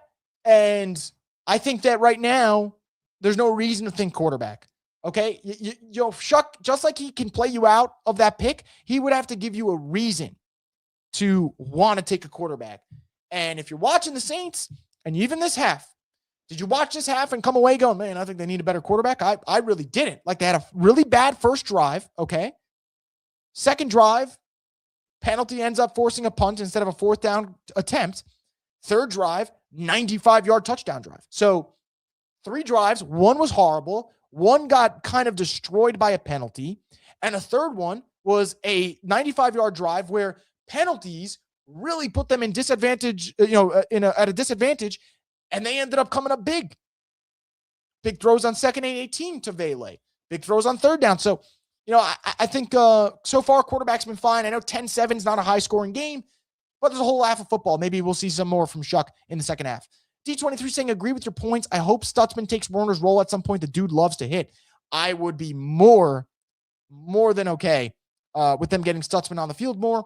I am pro. Play the young players. Play your rookie class. See what you got. And a lot of them have played right now. Like think about it, guys. The last drive on defense, 2nd down, Jonas Sinker makes a really good tackle in the flat. Rookie player, love to see that. Next play, Quincy Riley, pass breakup, saves a touchdown. Love to see that. So I got 2 guys in the secondary doing their job. Your rookie quarterback's doing his job. your scoring drive was capped off by Devin Neal, touchdown. So rookies, Kelvin Banks. I mean, at this point, Kelvin Banks has been so consistent where like you don't even classify him as a rookie sometimes because the man's done his job. So really, really like what I see from the Saints rookie class. And I'm okay with if they say, hey, let's get Stutzman in there. I'm for it. Dreams End official says Mendoza's off to the Raiders and the rest of them aren't good enough. Yeah, I think Dante Moore is probably good enough, but I don't know if Dante Moore is going to I don't know if he's the guy that the Saints are like, hey, let's mortgage the future. And that's if he goes, right? He's going to have to make a tough decision he's going to have to make a decision whether or not he wants to come back or not. So freaking love the podcast. Keep the content coming. Thank you so much. I really appreciate that. I really, really appreciate that. Thoughts on Burrow? If Burrow requests a trade, do you call and see the price? And what would you be willing to give up? Good question, Xavier. Let's get into that. So I do think you call because I think it'd be malpractice to not, right? Like if one of the top 5 players, the top 5 quarterbacks is like, hey, I think I want out. Like, why would you not call and just see what the price is? But I think, in my opinion, I just don't know if that's what I want to do if I'm the Saints. And I'm not saying, don't get Joe Burrow or don't call for Joe Burrow, but like if the Bengals like, hey, 3 firsts. If the Saints were to trade 3 firsts and get Joe Burrow, yes, overnight they upgrade a quarterback in a massive way. What are you putting around Joe Burrow? Because the big complaint right now is Joe Burrow doesn't have enough in Cincinnati, right? Is he going to have enough in New Orleans? They don't have Jamar Chase. They don't have T. Higgins. Defensively, they're better. Yeah. But I don't know. I don't think the Saints are in a position to do that. I think there's other teams that would make far more sense to go for Burrow than the Saints. But yeah, look, should they call? I think every team outside of like 4 teams should go call. Even the Rams with Matt Stafford should call and be like, hey, look, Stafford might retire soon. What's the asking price? But I don't see him going to the Saints, nor do I think he's there in that, timelines don't add up. Juwan's catch was wild. Very, very wild. Hell of a play. And by the way, Juwan, I don't want to say it, guys, but are we due for like a critical drop at some point? Because he's been money for a little bit. And I can't believe I'm saying that.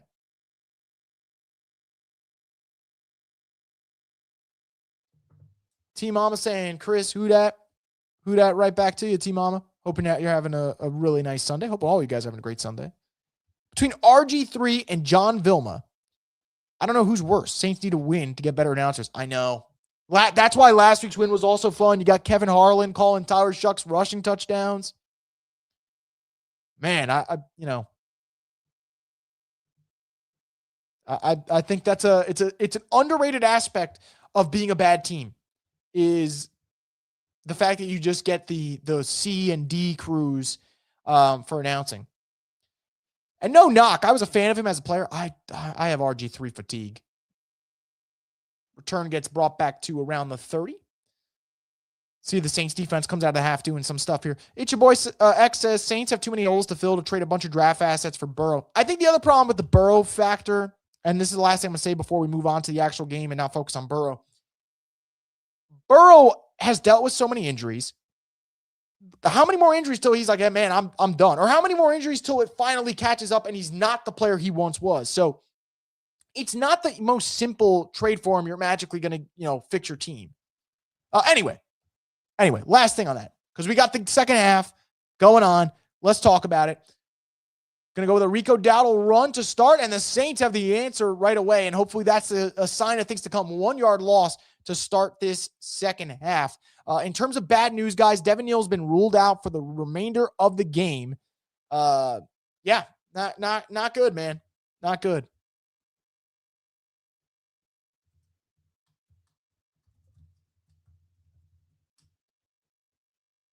Again, that's one of the questions I had. How are you going to be able to make up for the Devin Neal injury now?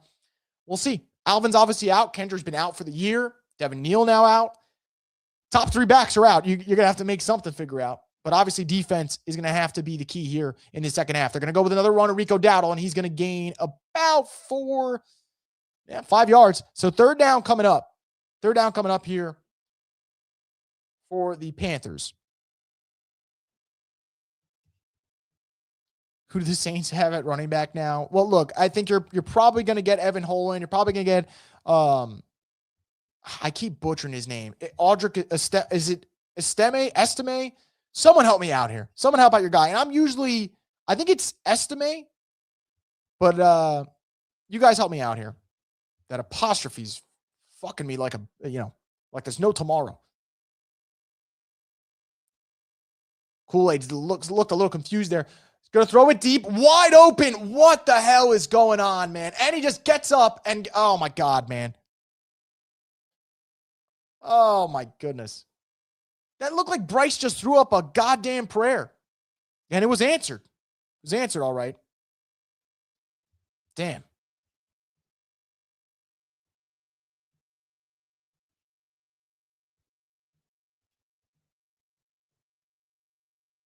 So 1st and 10, Panthers are moving. Yeah, Quincy Riley got caught with his hand in the cookie jar, that's for sure.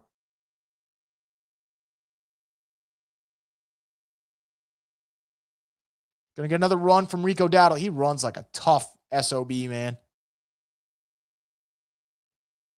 3 guys back there, and no one turned and ran. Yeah, the fact that no one touched him either, kind of frustrating. And also, I think this goes back to something we were talking about before, guys. Those 3rd and long situations, those 3rd down situations, you don't even have Bryce on the move. He just kind of sits there in the pocket, gets a deep completion, just not what you want to see. And you had pressure on that one. So really frustrating, because I think that's the blueprint that we were talking about that you want, and you get the look that you're asking for and come up short. 2nd and 7, they're going to go with a fake toss. Granderson played this one well. Bryce is going to roll out, and oh my goodness. Oh, that should have been a pick. That should have been a pick from Quincy Riley, man. So Granderson's play recognition blows that play up. But I can argue, guys, this should be 6. I can argue that this should be 6. Man, Riley is a second away from taking that one to the house. God damn. All right, 3rd and 7 coming up. Saints got to, again, bend but don't break. Please. Bend but don't break. But big play right there from Quincy Riley. Would have loved to see him get that one and take it to the house.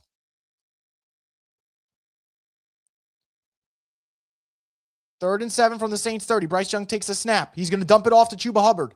He's got blockers. This could be a first down. He's going to cut it back again, and he is going to get a first down, and he's going to get tripped up at the 21. So Saints defense unable to make it happen twice now. Third down defense could be the death of this game.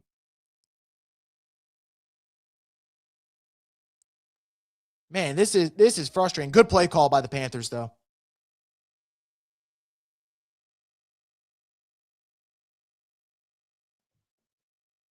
And I know, look, it's still early in this second half, but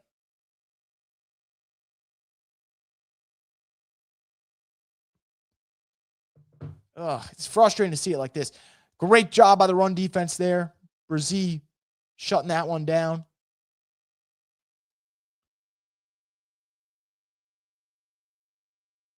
Got to get off the field when you have the opportunity. You know, we talked about this a lot. Saints had their chance, just didn't get it there. But I would still, despite how annoying this first drive of the second half has been, if you can get them to force a field goal attempt, I'll take it at this point. Obviously, I'd love for the Saints to just, fall ass backwards into a turnover, but beggars can't be choosers. I'll take a stop if they can get one. Chase Young coming off the edge. Let's see if he can get any pressure. Nope, stonewalled. Bryce Young's rolling out right. There is a flag. I think this is going to come back for holding. So this should back up the Panthers. Should. I say should lightly because who the hell knows with refs, but that looked to be in the area of holding, and that would make sense considering all the time in the world that they had. So good spot for the Saints now. You're backing up the Panthers. Hold them to a field goal, please. It is going to be 2nd and 21. This is the spot where you got to. So it's kind of a light hold. I'll take it, but kind of a light hold. We've seen worse before. So 2nd and 21. This is the spot where the Saints have to come up big here.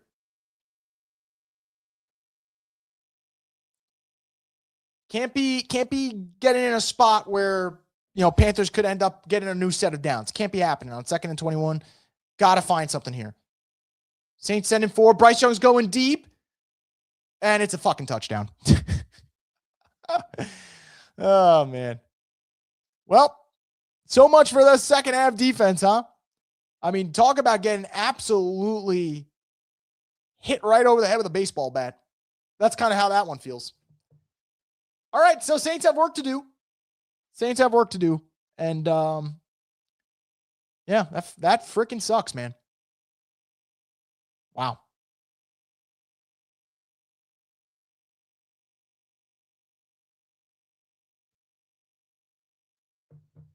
(17-7) after this extra point. Quincy Riley, it's funny, right? Had a chance to end that drive, doesn't. 7 right dropped on you. This is, I will say, this is a game now. If the Saints somehow come back and win this game, I would be shocked because everything in terms of what you need to win an NFL game is not in your favor. Saints are not going to be able to run the football. At least I don't believe so, especially now with Devin Neal out. Your offensive line has been getting a bunch of penalties. They have not held up that well. Rookie quarterback.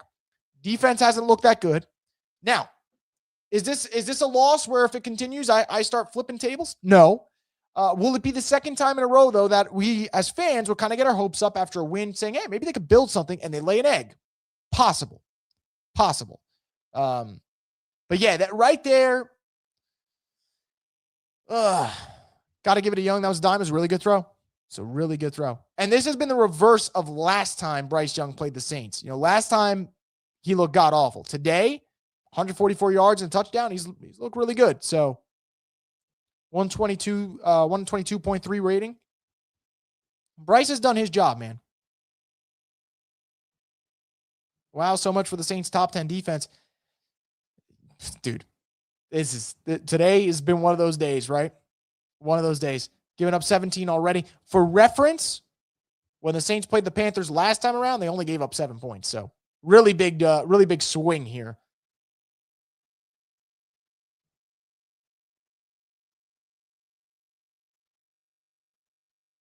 Man, this is just I'm really trying to think, like, where are they going to go offensively?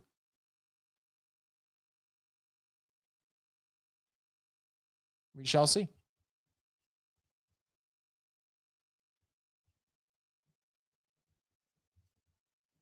Team needs wide receiver, running back, cornerback, another edge guard. Just a bad roster. Thanks, Loomis.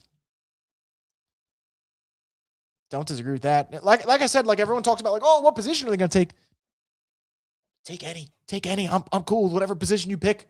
Whatever position they go for, I'm cool with it. So, yeah. This team sucks. I can't take it anymore. This is the worst than the 2012, 2016 era. At least those games were watchable. Those games were watchable. Can I say something about that era, though, real quick? Leroy, could you mention it? That era bothered me more, though, because that was Drew Brees' prime, and it was wasted. It was just wasted. At least this team, we know this team sucks. Those teams, it was Drew Brees at the peak of his powers, not able to do anything in terms of carry this team to wins because they could put up 40 and then give up 42 and lose. So, man, go back to 2016. Or 2015. Which year? I think it was 2015. Is that the game they won? Season they won 52-49 against the Giants? Like, in what world you need some teams like the 7 touchdown performances? Teams winning a blowout. Saints quarterback throws 7 touchdowns. It's like they needed every single one to win that game.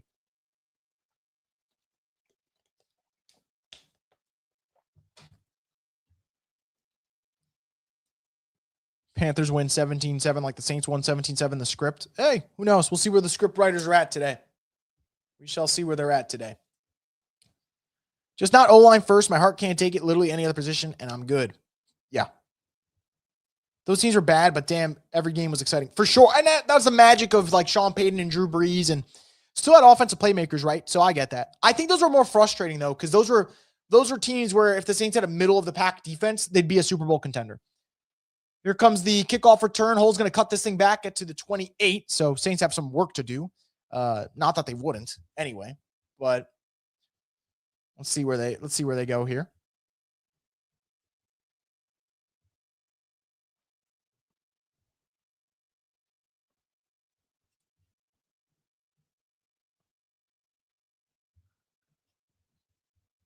Don't see how they could take O-line and have Loomis come out without admitting they wasted 3 picks on the O-line in the last 6 years. I know. I think that's the funny thing, right? It's like, so if you want the GM to take O-line, then the GM effed up all the other O-line picks, right? So it's just nonsense, man.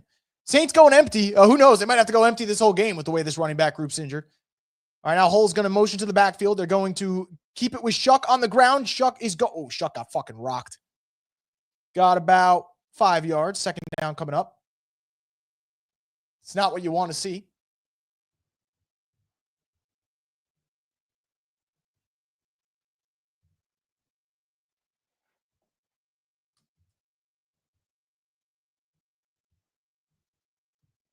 Woof. All right, 2nd and 4.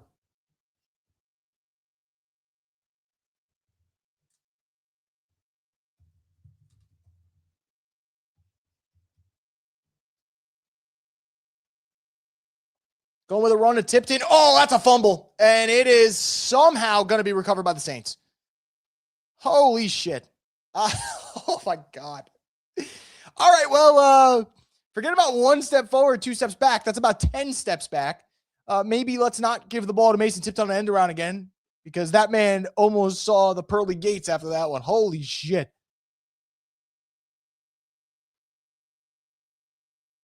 Shout out Dylan Radins, by the way, for getting that fumble. Also, Yahtzee just said it, took the words right out of my mouth. Get that play the F out of the playbook, man. Get that play the F out of the playbook, please. Shuck's going to go underneath. He's going to hit Vele for a first down on 3rd and 13. God damn, man. Vele's the man on 3rd down. He is the target every single time. Shout out to him. He's been freaking awesome.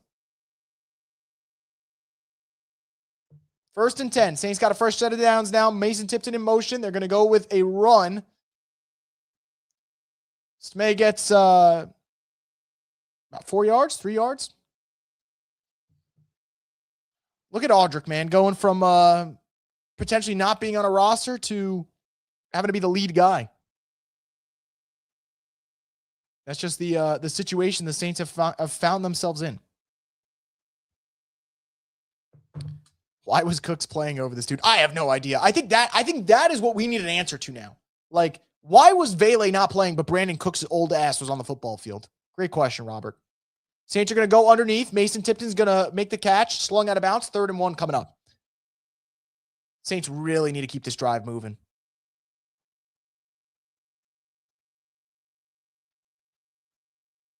Really, really need to keep this drive moving.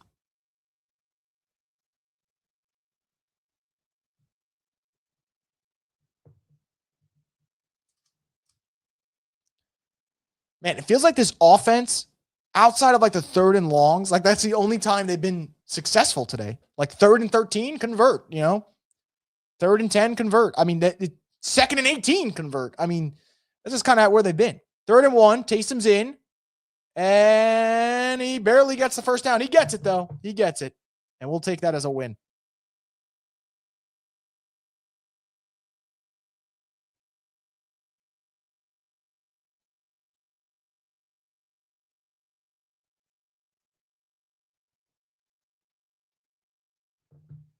Interestingly, last time when the Saints played the Panthers, I think Olave had 100 yards. Today he's got 7. Maybe that'll change as this game goes along. But I think Carolina, that must have been a focal point. I don't know about just take him out of the game completely or just limit his production. So far, they've done that. Shuck rolling to the left.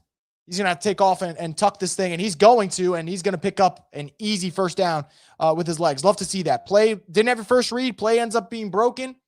Quarterback still makes a play. I'll take that every day of the week.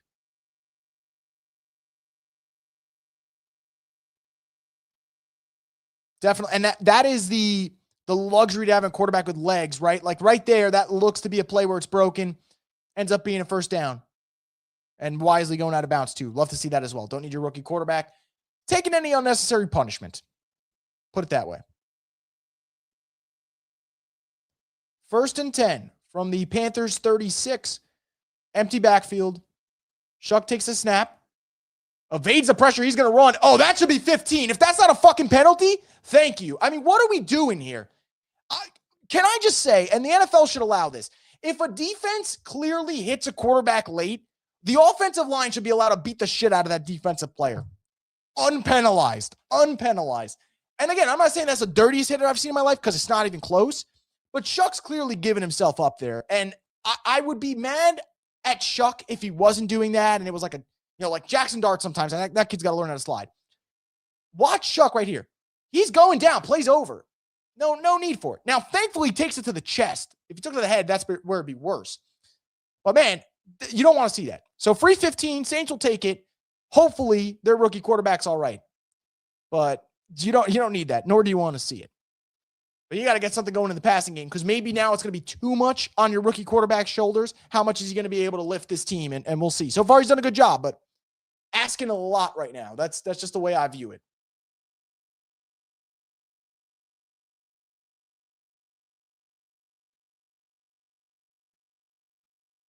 First and 10. Saints in the red zone.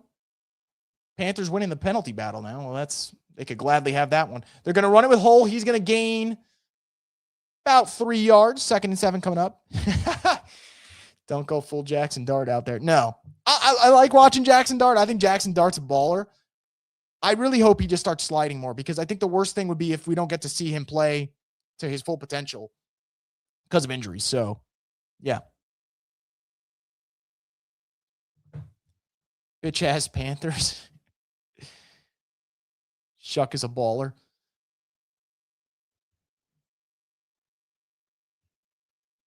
Stupid penalty, man. And I said it before, right? I was like, Panthers were winning the penalty battle for a sec. Guys, I'll take responsibility. Do I think that's a penalty, though? No. I think Kelvin Banks just, for lack of a better word, I can't think of the better word right now, so I'm just going to have to use one that's just not grammatically correct. He just bitched someone. I would say that's what he did. 2nd and 23. God, the Saints love to just shoot themselves in the foot. Shout out Plaxico Burris. 2nd and 23 from the Panthers 32. Shuck's going to pump fake. He's going to roll deep. That one is just waffled, but that's going to be another flag, and that's going to be on the Panthers. That looked to be holding. Either holding or illegal contact, in my opinion. I think that's what it was. Let's see what the call ends up being made. What a mess of a game this is.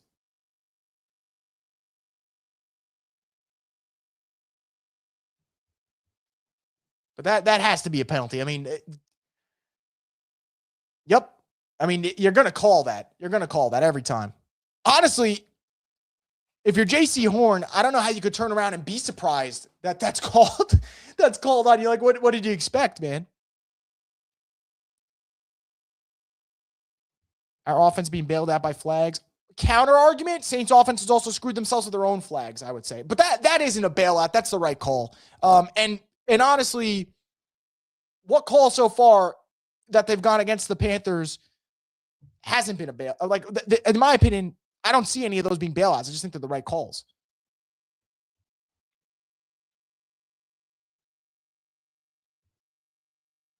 First and 10 now. Tipton's in motion. Hole in the backfield. Shuck's going to pull it. He's going to throw that one to Vele. I think Vele got absolutely crunched. What a throw, by the way. That's a sick throw from Tyler Shuck.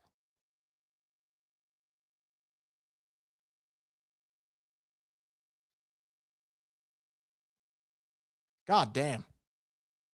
That was a sidearm beauty.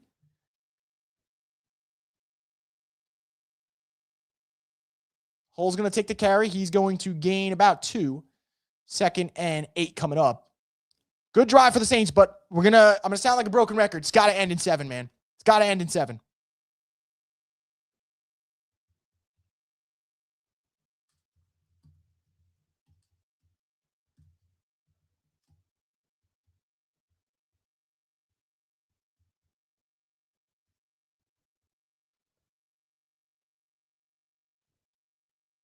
Man, the Saints they're rolling out like a wreck of an offense right now in terms of the playmakers they got out there. Panthers look like they're showing pressure with 5, and they are bringing 5. Bring in the blitz. Shuck steps up, and he gets sacked. So third down coming up, and they're going to be backed up big time. This might be one of those plays where you end up just taking something short and kicking a field goal. We'll see, man.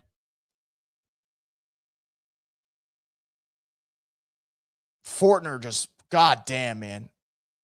Lost his rep big time. The line, yeah. Yahtzee says the line just disintegrated. Yeah. It quite frankly did. Interior pressure, man. That's been the name of the game. Bailey has a really good rookie year, but Denver was deep in that position. Coaching malpractice, not using him either. That's fair, Ed. I think that's very, very fair. 3rd and 14. Do we have any magic from Shuck? He's going to step up, and he's going to get out of a sack and then get sacked. And I hope that's frustration and not injury. Let's see what's going on with Shuck. And yeah, he's walking off the field. I think he's all right. 4th down. They're going to get Tyler hurt. Yeah, I agree, man. Holy shit. You know what's crazy? They spend all these assets. Cesar Ruiz fucking sucks, man. Cesar Ruiz, man. What the fuck does this guy do? If Cesar Ruiz's job was to get the quarterback of the New Orleans Saints injured, he'd do a great job. Here comes a 42-yard attempt from Charlie Smith. It is up, and it is good, thankfully. I mean, that thing was hooking a little left, but it is good. So Saints cut this to a touchdown, 2 minutes to go in this third quarter.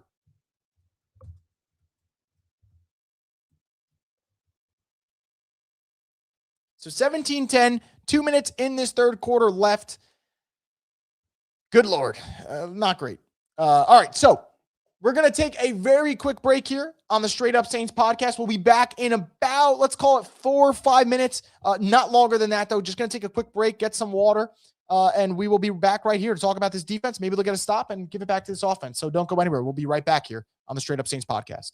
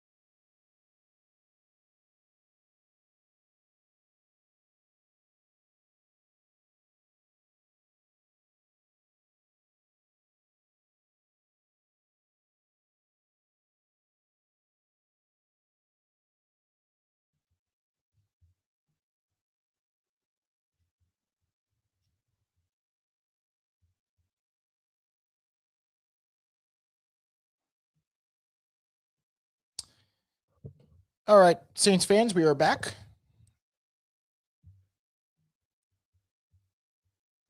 A really bad sweet tooth. I had to go get myself a quick snack. Here comes the kickoff. And by the way, I'm looking around the league right now. Got some pretty awesome games. I mean, obviously, we're here watching the Saints game, but Colts game is shockingly close. Broncos Packers, has been pretty fun so far. Rams Lions been a shootout. A lot going on. Yazi saying, just want to thank everyone for my Sunday therapy sessions. Made this season way more bearable, sharing the misery. I mean, I don't want anyone being miserable, obviously, but I am glad that a lot of Saints fans are able to kind of come in here and have a little bit of a outlet. NFL seasons can be miserable. It's tough to go through a 3 and about to be 11 season so far.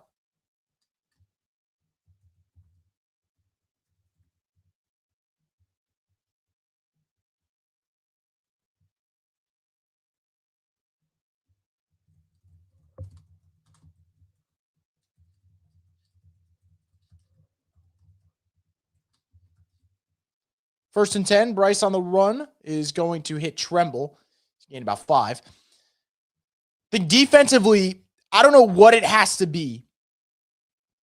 I don't know what it has to be, whether it is, like I said before, fall ass backwards into a turnover, get big time sack. Big time sack sounds a little wrong. Get some pressure on Bryce Young. I don't know what it needs to be, but something's going to have to change. Because right now, it just seems like the Saints are kind of just going through the motions defensively, and you never want that. All right, maybe that'll be something good. False start right there. These two teams, by the way, I know whoever wins, you feel good because a win's a win and you take it. God damn, this has been a bad game for both teams in terms of being disciplined.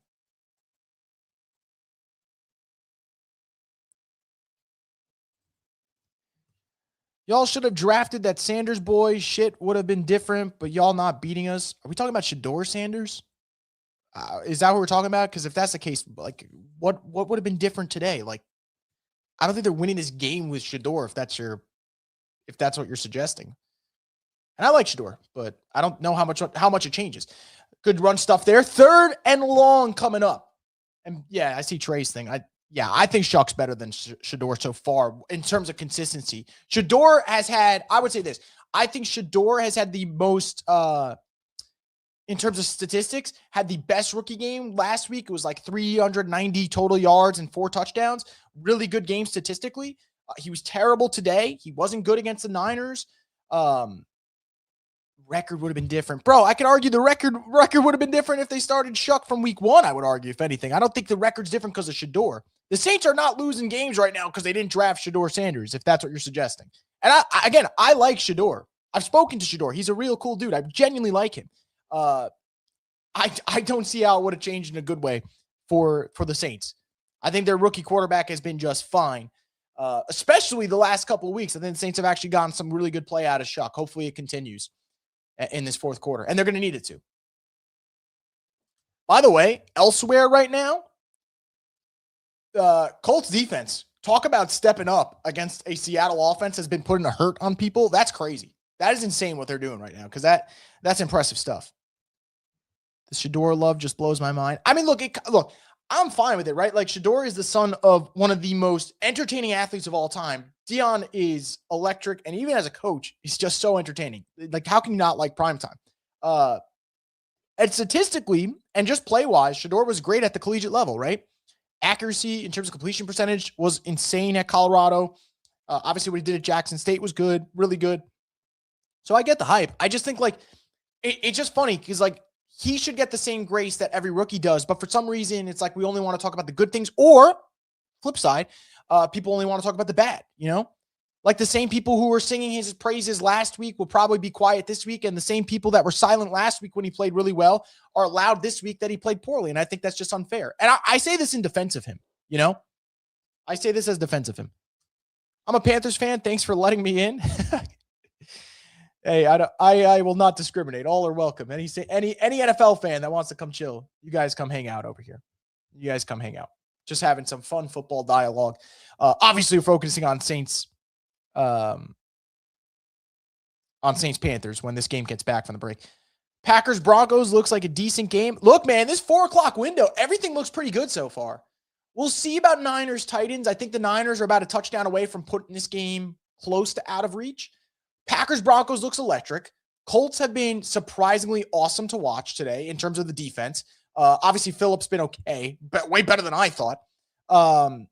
Lions Rams. I mean, that one is going to be first to 35 wins the game, maybe more. I mean, we'll see how this second half picks up. But yeah, I mean, they got a lot going on, man.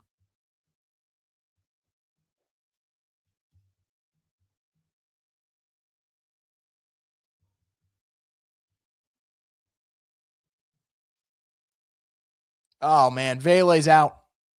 Vele came out of the injury time without pads on, jogged back to the locker room, looked to be an upper body issue. Saints injury bug is kind of crazy, too. Even in a bad year, get some injuries mounting up.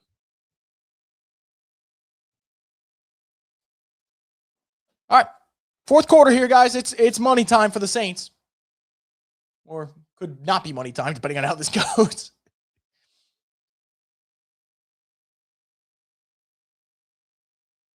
Third and 8.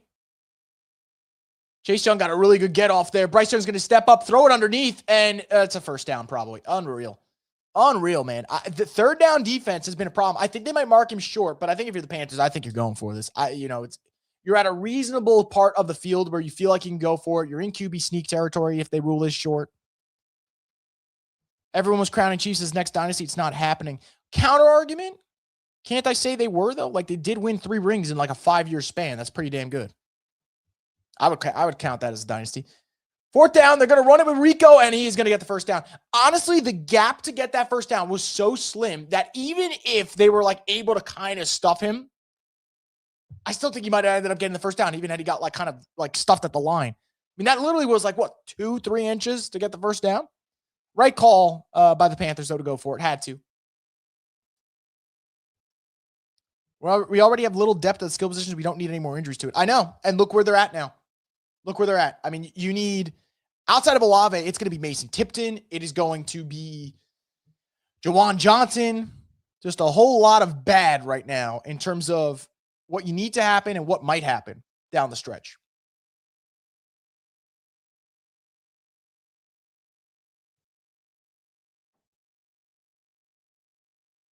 But yeah, they're going to need some magic here.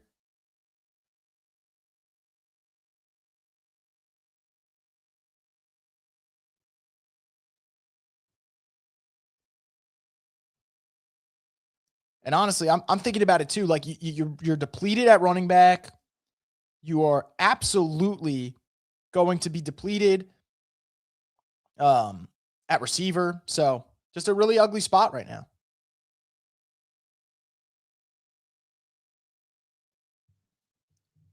Bryce Young throwing over the middle of the field, and there might be a flag. Let's see if it comes flying in. I hope it doesn't. And thankfully it doesn't. So 3rd and 9. 3rd and 9. Ben saying we can't get a stop. I agree, Ben, but hey, there's no better time than right now. My parlay hitting. Did it hit already or it's about to hit? Because if it didn't hit yet, don't tell me what it is because I don't want to jinx you. If it did hit, share it. I want to give you some props, but I don't want to jinx you. 3rd and 9 coming up, guys. Big down right here.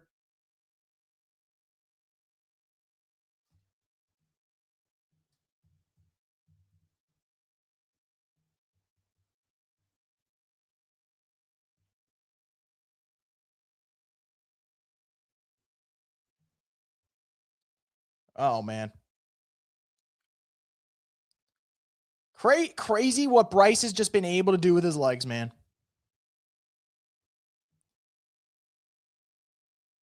Just can't get to him. Saints can't get to him today. He's up. Cesar Reed's injured now too, guys. He's going to the locker room.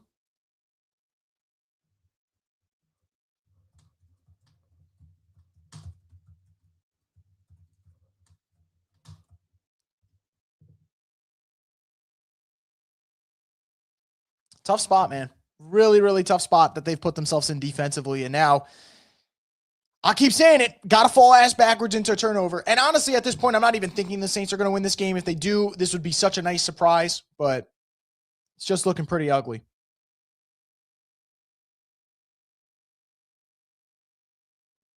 Incomplete. Second down coming up.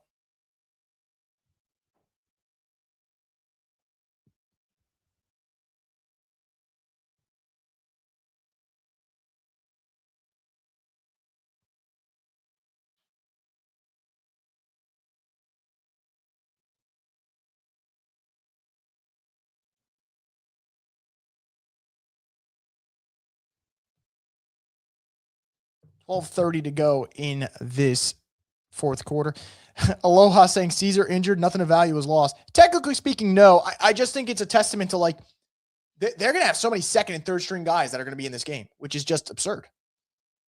Going to run it up the middle with Rico Dowdle. They are going to get close to the first down, third and short coming up. So that's the worst thing that could happen now, too. If the Saints are going to be in this spot where they're going to struggle to stop the run as well, not only are the Panthers going to continue to put up on this lead, you're really going to bleed this clock. And like I said, like there's not a lot of time in this game to begin with at the moment. No Vele now. Ruiz out. No Devin Neal. Just a really tough spot for the Saints to be in at this moment.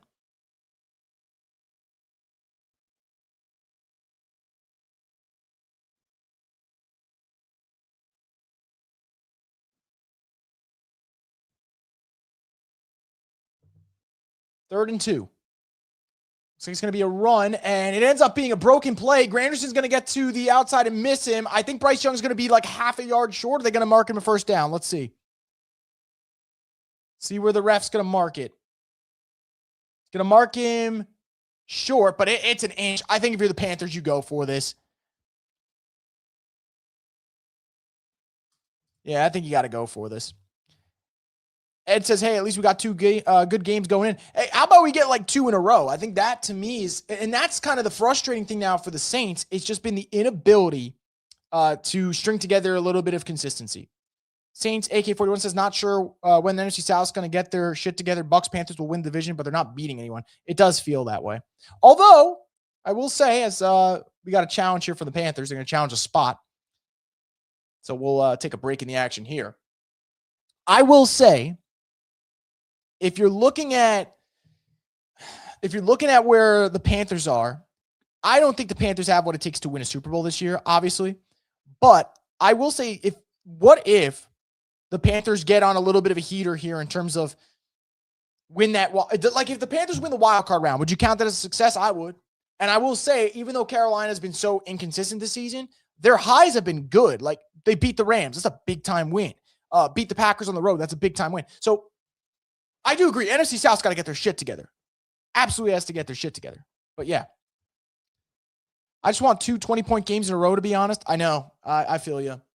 I say this every time. I'm going to sound like a broken record. I really apologize, guys. So Drew Brees said earlier this year, he's like, man, if you get to 24 points, you should feel good about winning. And I was like, man, like 24 points, I don't even see that much. And then you look at so many Saints games. Let me just pull up how many Saints games. Had they had 24 points, they would have won. Falcons at 24, so that would have been a tie. Bucks at 23, 24 would have won you. Cardinals at 20, 24 would have won you that one. So Dolphins at 21 points, 24 would have won you. And it's just crazy. So to your point, right? They just can't string together any consistency. And it is quite annoying, man. Quite annoying. It's funny how the AFC East was so bad when Brady was quarterback. Then he played against the same DC who just switched teams in the division, but Mahomes faced better head coach with better D. Look at the ranking of the D he faced. I mean, look, I'd say this. Look at the AFC East when Brady did play. Yeah, Jets have always been a train wreck. They did have 2 really good seasons under Rex Ryan where they made the AFC Championship game back-to-back years. It was the 2009, 2010 seasons. Outside of that, Jets were a train wreck. Dolphins, train wreck. Bills. No, not good until they got Josh Allen. So, yeah, I mean, shit kind of changes. I'd kill for us to be at 24 points now. Oh, for sure. Absolutely. Absolutely. You know, it sounds lame. It sounds like we're not asking for a lot. And yet, if you just look at the numbers, we're kind of asking for the world right now when it comes to, hey, can you guys give us 24 points? It's kind of how it feels.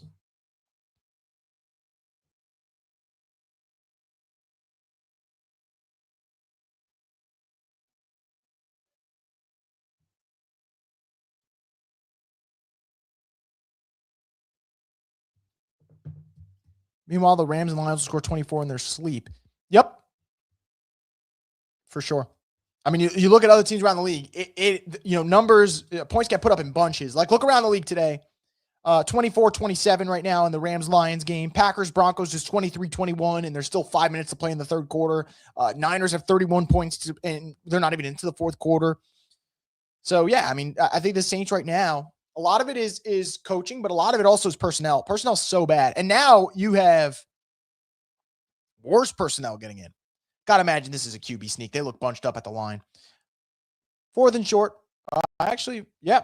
They're going to go with a fullback toss, and they get stuffed. Wow, I don't know what the hell the Panthers are doing with that call.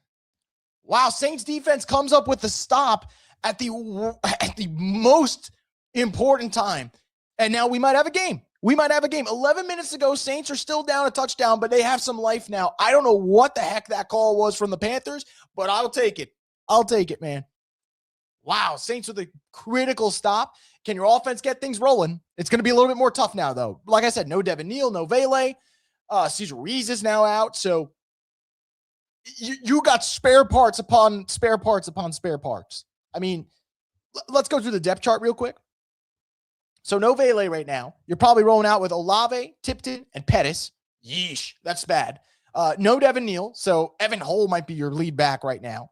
You might have now, Banks, Simpkins, Radins, Fortner as your interior. Obviously, Fuaga and Banks on the outside. So Simpkins, Fortner, and Radins as your interior guys, probably. A lot of misfits going on here. It's your boy X says, I'll tell you what that call was. A gift. Yeah, I don't know what the hell that was. Update from the Saints real quick. Cesar Ruiz with an ankle is questionable. Same goes for Vela. He's questionable with a shoulder injury. And interesting. All right, so William Sherman's going to fill in at right guard for Ruiz. All right. Well, that's what I saw from Hendricks. Now I see from Ross Jackson. It looks like it might be Simpkins. All right, so I guess we'll just have to see when they come out here. Guess we'll see what happens. Got some conflicting reports here. Bring Ruiz to Oshner. Give him the Oshner special. Oh, man. Feels like Staley got his D locked in, at least for the later half of the season. I mean, yeah, look, given the personnel that Staley has, I think he's exceeded expectations, me personally. I can't speak for every Saints fan, but I think for me, I think he's done a way better job than I thought he was going to do. The paint guy, William Sherman. Oh, man. They're going to have William Sherman at right guard and Benjamin Moore at left guard. That's going to be the guards for the Saints.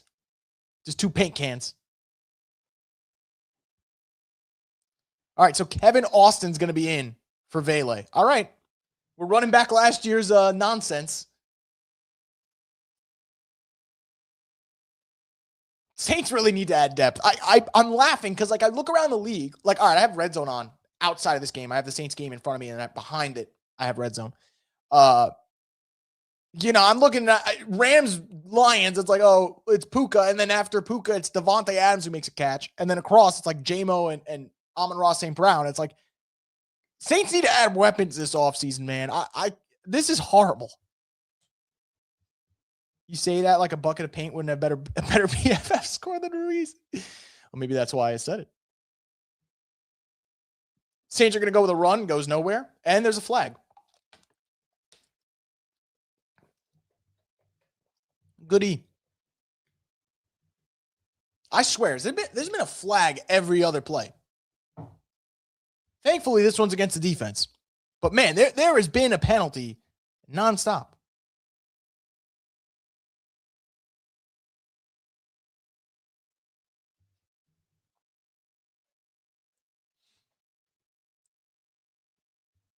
Lil Humphrey did something this year. I can't remember. Oh, it was with the Giants, man. It was with the Giants. Saints legend, little Jordan Humphrey. Panthers want to give this game away, man. I know it does feel that way. Let's see. Look, if your rookie quarterback makes some big plays, I'll take the handed win. Taysom's going to be in motion. I think it's Tipton at the top of the screen. Saints are going to go play action. Shuck's going to be on the move, and he is going to get wrapped up, so no gain. Shuck's taking a freaking beating today, man. He's taking a beating. I don't even know. Look, it's easy for me to say when the play doesn't work. How effective is play action going to be when you're not running the ball effectively and your offensive line can't hold? I think that's just the question that I have. I'm not saying the Saints can't run play action anymore. I'm just saying, like, there's concerns. There's concerns about it, man. 2nd and 10. Got Kevin Austin and Olave lined up at receiver. Foster Moreau in motion. They're going to go play action yet again. I guess I should just shut up. They're going to hit Kevin Austin for a big gain. First down, Saints. Well, look at that. Good Lord. Kevin Austin coming in to make a plays. We'll take it. We'll take that.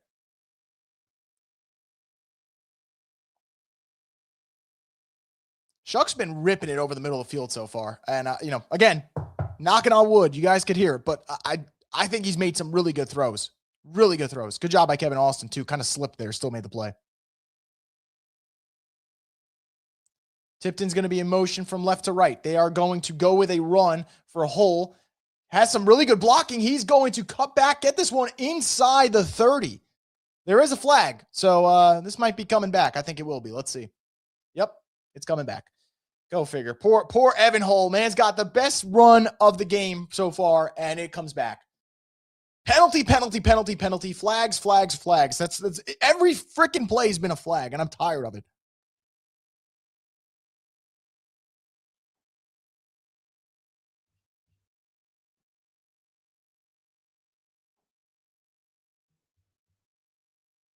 Oh, my God. Just feel like at some point, I know they're undermanned right now, but the penalties have to come to an end. 1st and 20. I would abandon the run here, but let's see. You're going to go underneath. Going to go with a screen pass, and they are going to pick up pretty good gain right there, man. Pretty good gain. Get to about the 35. So good chunk right there for New Orleans. They're going to cut this let's call it 2nd and 3 maybe coming up. 8:44 to go in this fourth quarter.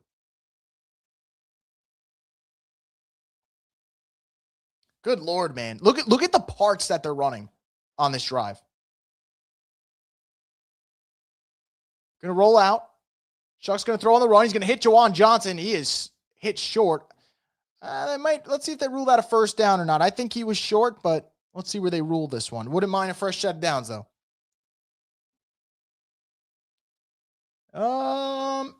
That might be a fresh set. I think it is. Yeah, 1st and 10 for New Orleans. 8 minutes to go in this fourth quarter. I got to imagine at some point Olave's going to have a big play. Now, counterpoint, Olave was open a couple plays ago, and that might have been a touchdown if Shuck saw him. But got to think at some point number 12 is going to come up big. Been a quiet game for him. And instead, it's going to Kevin Austin. It's Kevin Austin's season, apparently. Incomplete, though. 2nd and 10 coming up.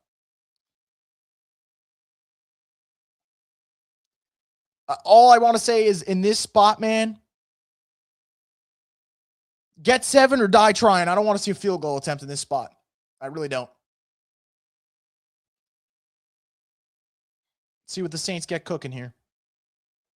Olave killing me in fantasy. Me too. I got him in my playoff game right now. It's brutal. Brutal.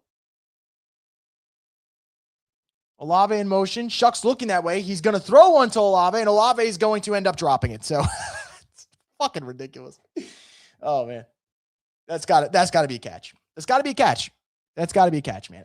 Look, I think the Olave discussion is the most frustrating one because he's a good football player, but man, like, how is this not a catch?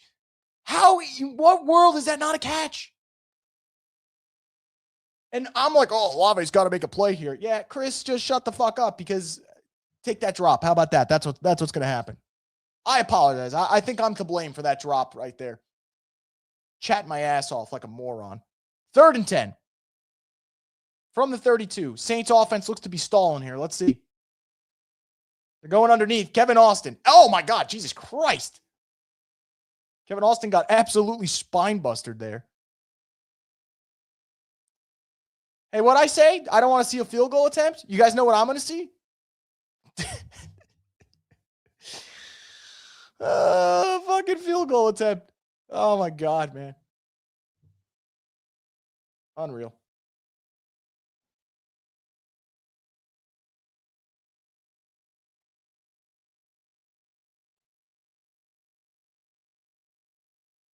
Kick is up, and it is good. So, hey, Charlie Smith, man. 2 for 2. Oh, there's a fucking flag. Shocker. That's on me. That's on me. I shouldn't have said anything. Flags down. I mean, flags down every other play.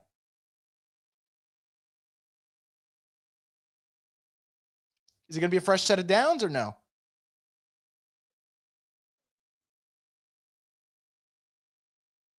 Oh, yep. All right. Fresh set of downs for the Saints. Offense come back.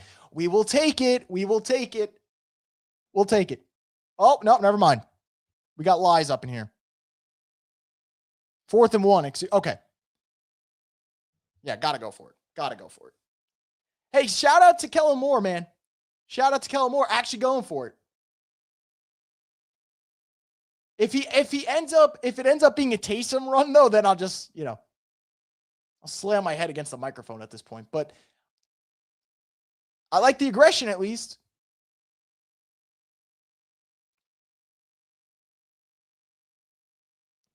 All right, let's see what the Saints got here. 4th and 1.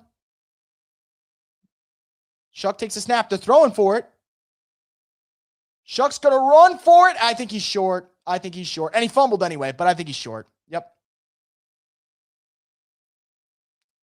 Hey, by the way, we got a flag on the play. It's going to be against the Saints anyway. Yeah, short. Everything. It was short. Lost the ball. Flag probably on the Saints anyway. Yeah, holding on someone on the offense. Shuck's fucking limping. Yeah, he's in pain. We're in pain watching this offense, Tyler. Hate to say it. Not his fault, but goddamn. Well, all right, that might be game. Unless the defense has a stop in them or whatever. So we still need a quarterback. Got it. Brenton, I hate to say it, but I don't know. I think if we're going to play it that way, it's a little tough. I don't know if I'm watching this game and going the quarterback's the problem. I mean, if put it this way, if I draft Fernando Mendoza and I stick Fernando Mendoza in this offense with Kevin Austin and Mason Tipton and Evan Hull, what the fuck is he going to do? Genuinely. And I don't mean this to be an attack on you, Brenton. That's not fair. But genuinely, what is that going to do? In reality, this offense is deprived of talent. And I don't know if Shuck will be the guy, right?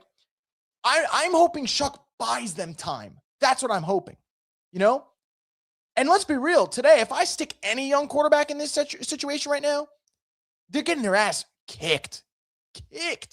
So we'll see. We'll see what happens. And that's not me wanting to wish bad on any of these young quarterbacks. I want every quarterback to play well in this league. I want to see good football. I don't want to see bad football. You guys think I want to see 10 points? No shot. But I look at the Saints right now, and I think they have way bigger problems than quarterback. And I'm fair. I was saying this shit. I was saying this shit when Rattler was starting. Hey, man, they got problems outside of quarterback, And I like Shuck. I think Shuck has played well enough that I'm willing to give him that second year. I genuinely am. And if it doesn't work out, hey, man, 2027 might have Arch Manning. It's going to have Lenore Sellers. He's going back to college. I think it was the right move. We'll see what Dante Moore decides to do. Julian Sayan's going to be a really exciting prospect at some point. So, look, man, I'll be patient if I have to. Taking 3 points off the board to call an atrocious 4th and 1 play is a choice. Yeah, I mean, welcome to Kellen Moore's world, right?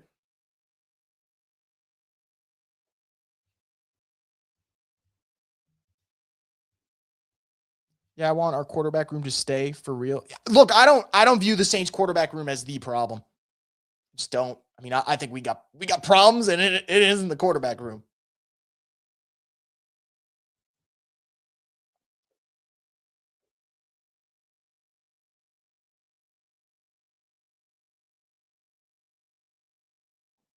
There's a whole lot of shit going on. Also, by the way, genuinely, how have we reached this point where, everyone on the Saints have gotten hurt today? Everyone. We got Shuck hurt. We got Devin Neal hurt. Vele hurt. Nonsense, man. Everyone's getting hurt. Hot take, Kellen Moore made the right call. We just didn't get it. I mean, I think he made the right call going for it.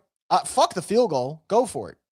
Whether or not the play call, we'll get into it. I'll have to rewatch and see from a different angle and see if the Saints had something there and it just didn't work.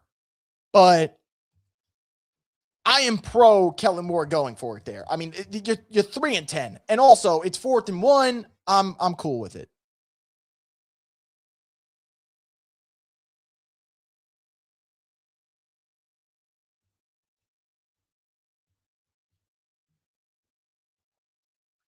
And now you just got to hope your defense can make some big time plays here. I don't know if they can, but yeah.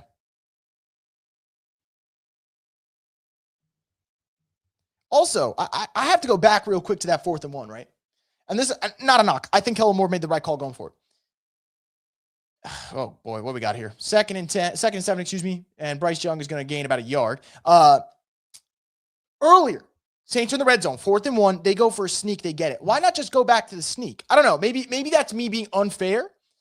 And I say this with every team.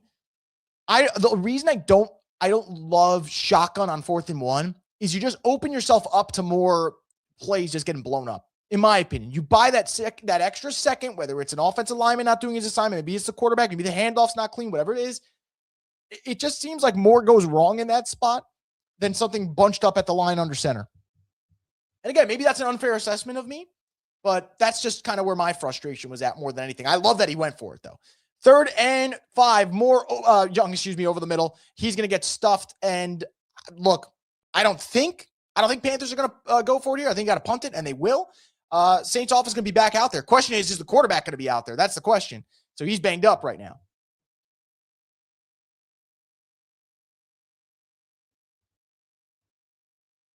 So we'll see what happens with the quarterback real quick. It looks like he's going back in. He's looking over film. So offensive line, protect your quarterback if you could. Now, I get it. Chuck got hurt on a run. But, man, got to protect your quarterback a little bit, too. He's taking a fucking beating today. Also, if the Saints were to score on this drive and they score towards the end of this quarter, like let's say they went on a long drive. I don't expect them to. Let's just say they do. Go for 2. Don't go for the extra point. Go for 2. And the Saints will have it from their own 21 after the Dante Pettis fair catch. 4:37 to go. Saints down 7. These are the moments where you get to get a little bit of an evaluation on your rookie quarterback, man. A fun evaluation, I would say.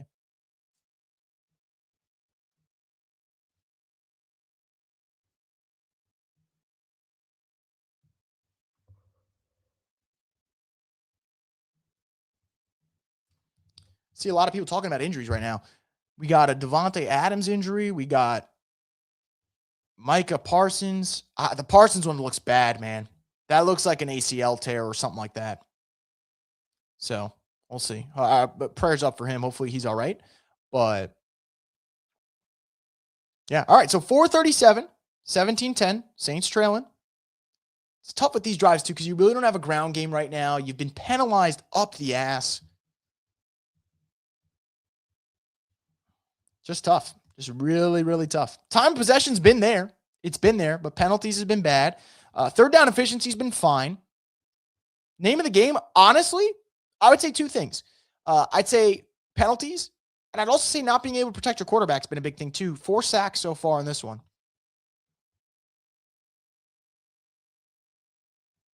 DeMario at 80 years old is still playing well. I know, it's kind of crazy, man.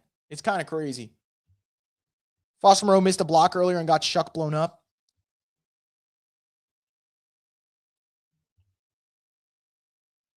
So everybody 35 plus gone after this season. I mean, you know what's crazy? The old men on this team have played quite well. I think Cam's had a kind of a resurgent year compared to what he was last year.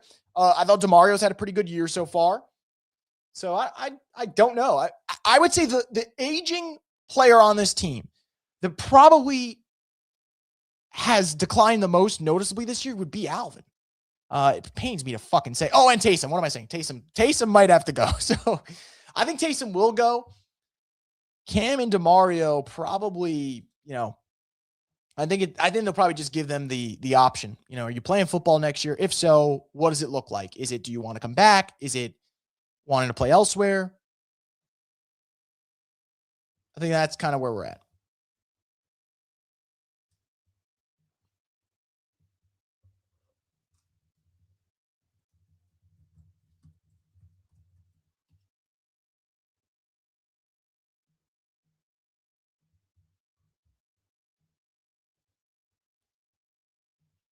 Alvin had his career cut short by years with DA trying to use him as Jerome Bettis for 3 years. Man, DA and P. Carmichael were going for those plays. Saints going quick. Kevin Austin's going to get slung for a first down. Kevin Austin Jr., man, making plays. I can't believe he's the number one target right now. That's crazy. These are all the Vele reps, so this would have been a Vele feast so far.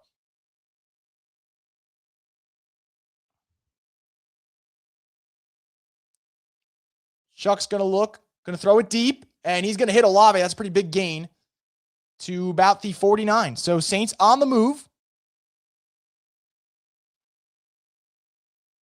Biggest completion so far of the game to Olave is second catch. Olave's still got a lot of work to do, though, that's for sure.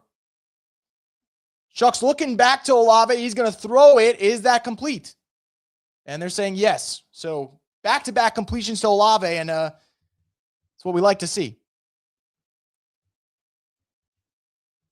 Like to see number 12 getting a little bit more involved here.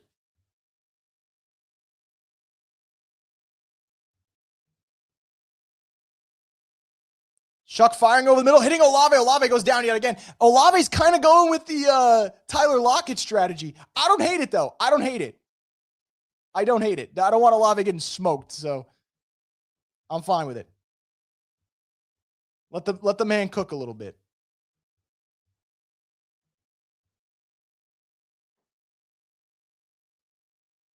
Now he's going to hit it to Tipton. Tipton's going to get to the 5. All right, so Saints are starting to cook a little bit here, and they got a immediate. There's a fucking flag, goddammit. Please don't come back on the offense. Let's see. And they're backing up. And, of course. All right, well, that was fun. That was fun for a second. But the fun's now over.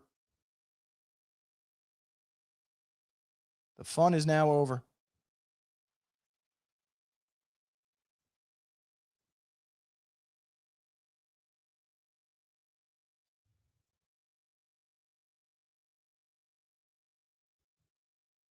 So we are going to be backed up in this one. 1st and 15. Hole in the backfield. Chuck's going to motion over. Juwan going to the left. Pettis and Tipton to the right. Brutal. It's going to go. Oh, that's a bad throw to Kevin Austin. Yeesh. 2nd and 15 coming up.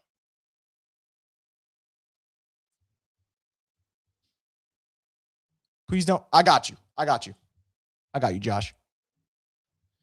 How does it feel sharing the same name with Olave? I don't know. There's a lot of Chris's in the world, so it's tough to say. I don't think it's a bad thing, though, but like Chris Pine, Chris Evans, Chris Hemsworth, Chris Rock. There's a lot of Chris's. So Chris Paul, maybe one of my favorites. So there's a lot of them. 2nd and 15. Saints from the Panthers 21. Shuck's looking. He's going to hit Juwan Johnson. Juwan Johnson's going to get down to the, he's still up, but he's going to get down to around the 13. So 3rd and 6 coming up. 3rd and 6 coming up. Chris Kringle. That's another one. That's another good one. Perfect timing, too. It's that season. 3rd and 6, 2:55 to go in this 4th quarter. Do or die for the Saints. 4 down territory at this point anyway. They do have all 3 timeouts on the 2-minute warning, though. So technically, even if they were stuffed, it would not be game, but you got a chance here to tie this one. You want to see your rookie quarterback come through in the clutch. Mason Tipton's going to roll out. He's going to hit Olave. It's going to be a touchdown for the New Orleans Saints. They are an extra point away from tying this game. Chris Olave with an insane drive. Insane drive, man.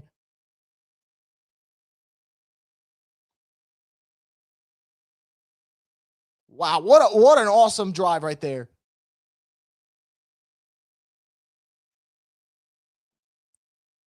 Unreal. That drive was all Olave. Great throw by Shuck, too, on that one. It's a bullet. It is an absolute bullet. JC Horn's going for it, and it's just not there. And the extra point is good. So we are tied 17-17, 2:29 to go in this fourth quarter.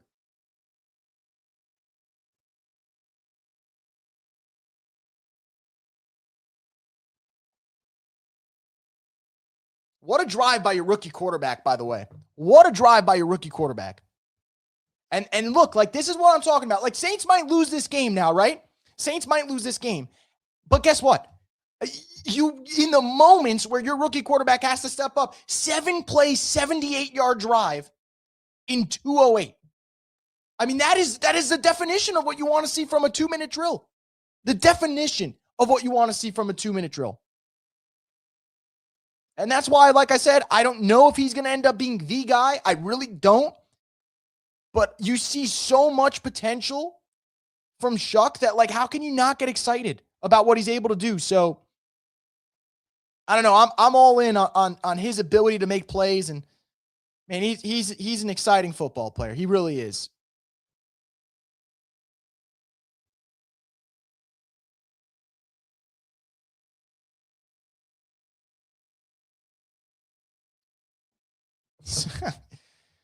Should have drafted Shador or Tank for Mendoza. Look, it's a good drive. And again, it hasn't been easy, but that to me is a testament to what you want to see from your rookie, right? He's been getting his just teeth kicked in all game. Some self-inflicted, some your offensive line not holding up. And you know what? Down 7, your offense has been struggling. 7-play, 78-yard drive for a touchdown, and now 2:29. And look, Saints might lose this game. They might lose this game. Defense might kind of cave in now. But you know what? Rookie quarterback stepped up.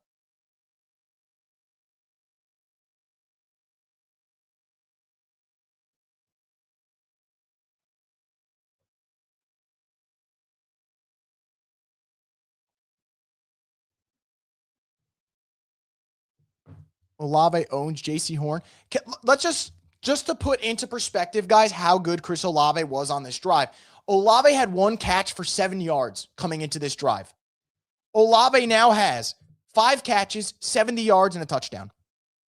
That's how good Olave was on this drive. He had 4 catches for 63 and a touchdown. Shuck stays healthy. We could build around him and become respectable again. I mean, that's the dream. That's the dream. Whether or not it'll happen, don't know, but that is the dream. It was a Joe Montana-esque drive. I'll give you that, though. That's a great throw, man. Look, like, that's good coverage by JC Horn. I mean, look, Olave does beat JC Horn on that route, and I can make an argument that Olave kind of owns him just a little bit.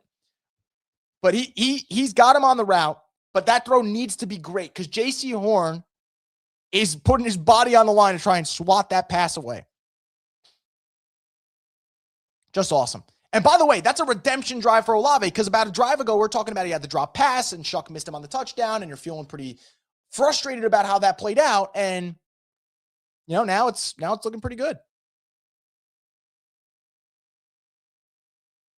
So here comes the kickoff for the Saints. If the defense has one more stop in them, now's the time. Kickoff's going to be caught at the 6.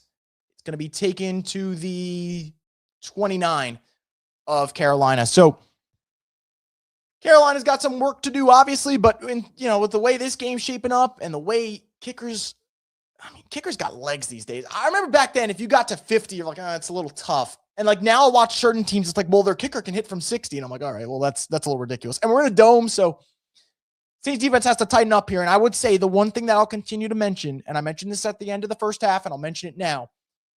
Bryce Young has been outstanding today on the move.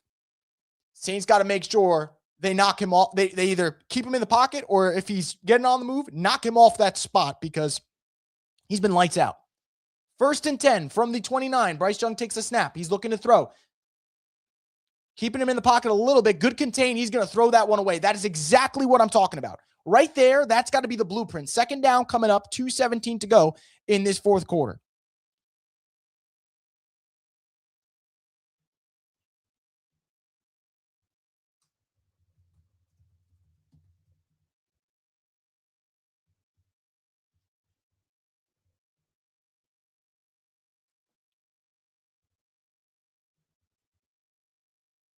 Three now coming up in shot game and drive. I'll take that, man. I'd love that, Xavier. I'd love that. But let's see. 2nd down. Got a big one coming up, man. 2nd and 10. Good pressure from Granderson. Bryce Young rolls out, and he's going to throw that one. And they're going to say it's a completion. If so, that's a heck of a catch from Tet McMillan. It looks to be a good, a clean catch. But again, what did I just say before? When Bryce Young's rolled out, there's been trouble. There's been trouble. Ooh, is that a catch? That is not. I'm sorry. There's no. Am I wrong for thinking there's no way that's a catch?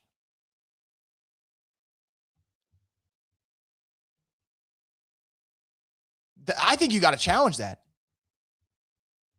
And it will be. It's a booth review, thankfully. I don't see how that's a catch.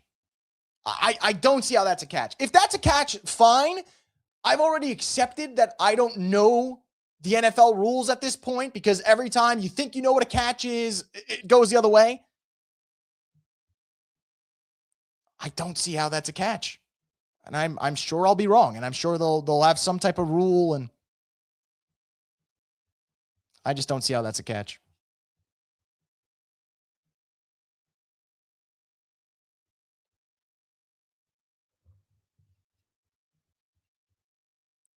And this is going to be the call. In my opinion, I'm willing to say, and I know this might sound a little bit of an exaggeration, this call might decide the game, and I actually think it will decide the game. If this call stands, Panthers are going to be in a really good spot, right? They'll be at the Saints 40, at Carolina 40-something, in the 40 yards. So you got pretty good field position. You're about 2 more completions away from being in field goal range, and then you could probably just run to get some yardage. On the flip side, all right, if this ends up being incomplete, it's 3rd and 10 before the 2-minute warning. Crowd is going to be absolutely revved up.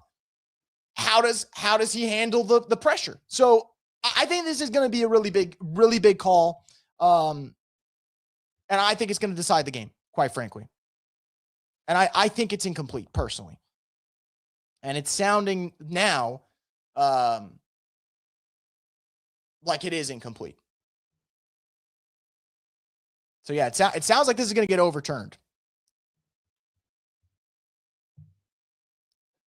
And, man, the dynamics of this game change drastically if this ends up being an incompletion. Side note, the Colts have a chance right now. I know this is not – we're here for Saints-Panthers. And trust me, we'll get back to Saints-Panthers in just a second.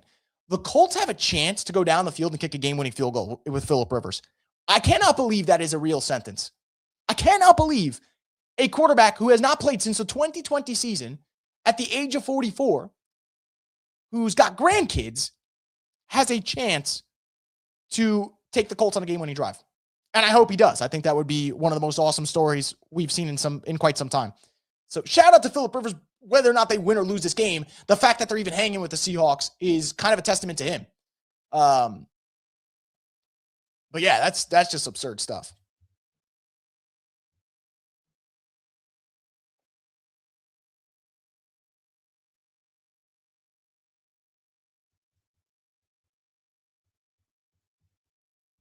So Saints win this one. It is going to be 3rd down.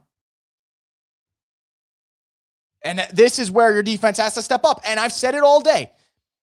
When Bryce Young's been on the move, the Saints have been burnt. And if you're ever going to get a stop, please do it right here. Please do it right here. Give your offense a chance to win the game.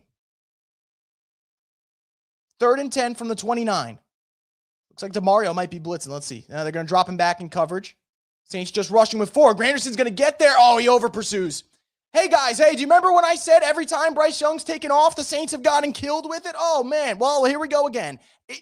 When it's the same thing every time, it's frustrating. And again, the Saints losing this game in the grand scheme of things does not change much, right? It really doesn't. But if they're going to lose this game because they just couldn't contain Bryce Young's legs, it's so frustrating. It's so frustrating. And it's classic, right? Like, this is a great opportunity for the Saints to make a play. And let's see. I would love to see Tyler Shuck with potential game-winning drive. And you're not going to get it probably. They've been burnt by the same thing all game.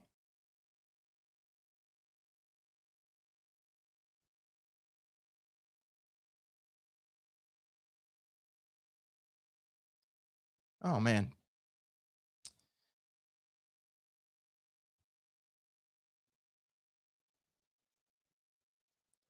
So 2-minute warning. When we come back, Carolina will have it at the 40. I don't get how the Saints have allowed this to happen on 3rd and long to be this inept the entire game. I just don't.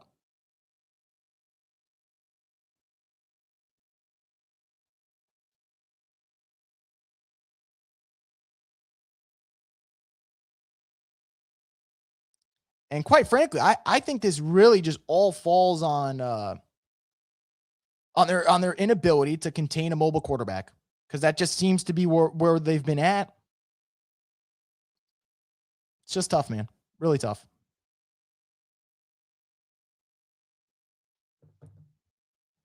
No one account for the QB despite getting burned by his legs all day. Yeah, that part is the frustrating one, right? Because it seems like that could have been an adjustment. I mean, I know you guys all day were like, hey, how about we get a spy on Bryce Young?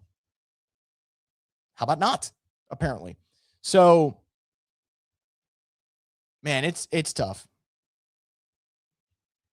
And again, I just don't. The Saints don't need to win this game, right? I'd like to see them win it, though. I'd like to.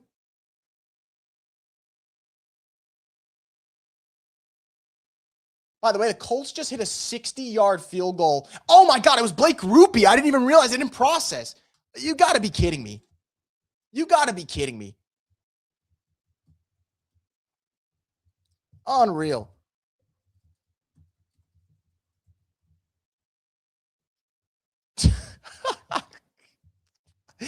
Oh, God's got a sense of humor, man. Football gods have a sense of humor. Blake Rupe with a 60-yard field goal in crunch time. All right, back to Saints-Panthers. We're coming out of the 2-minute warning.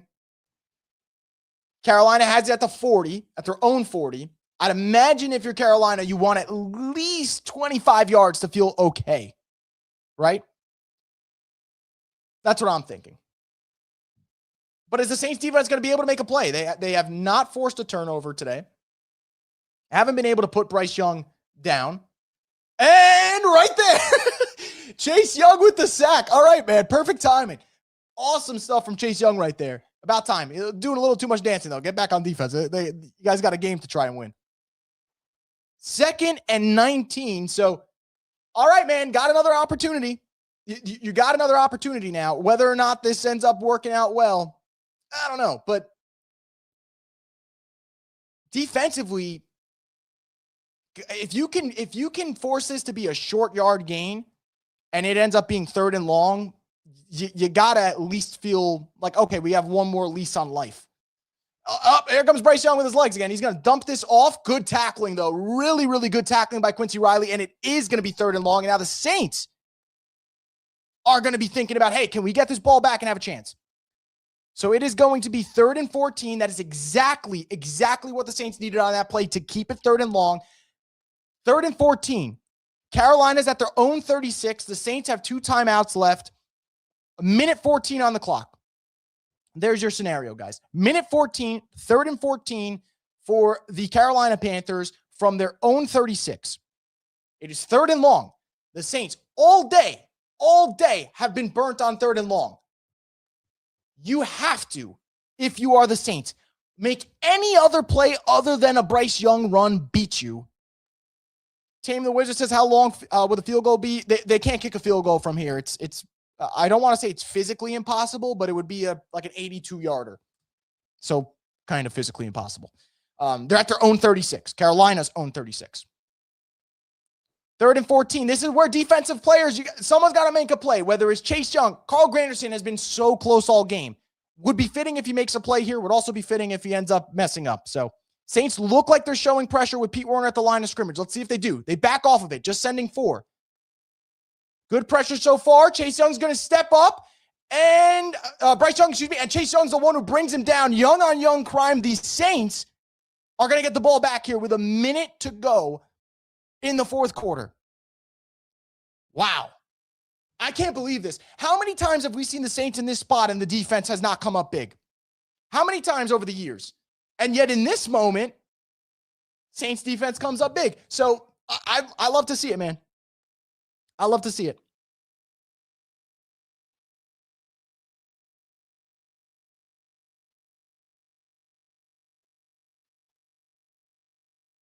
Chase Young put the team on his back there, man.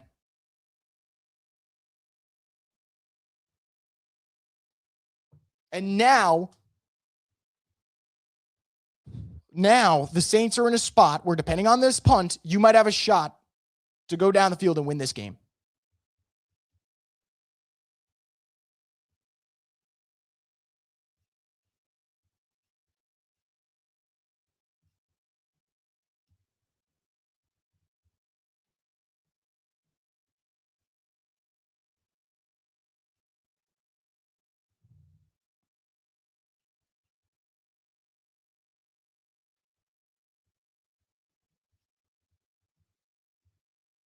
Here comes the punt. Let's see where it ends up going. Their punter's been fantastic all game. And right on cue, he pins this one right back to about the 17. So the Saints are going, there is a flag. Let's see what it ends up being on.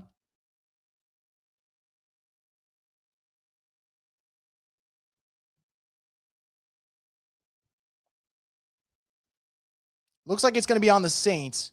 It is. So that's going to back them up even more. So if the Saints want to win this game, Tyler Shuck's going to have to do something pretty nuts here, because they are going to have this ball way backed up in their own territory.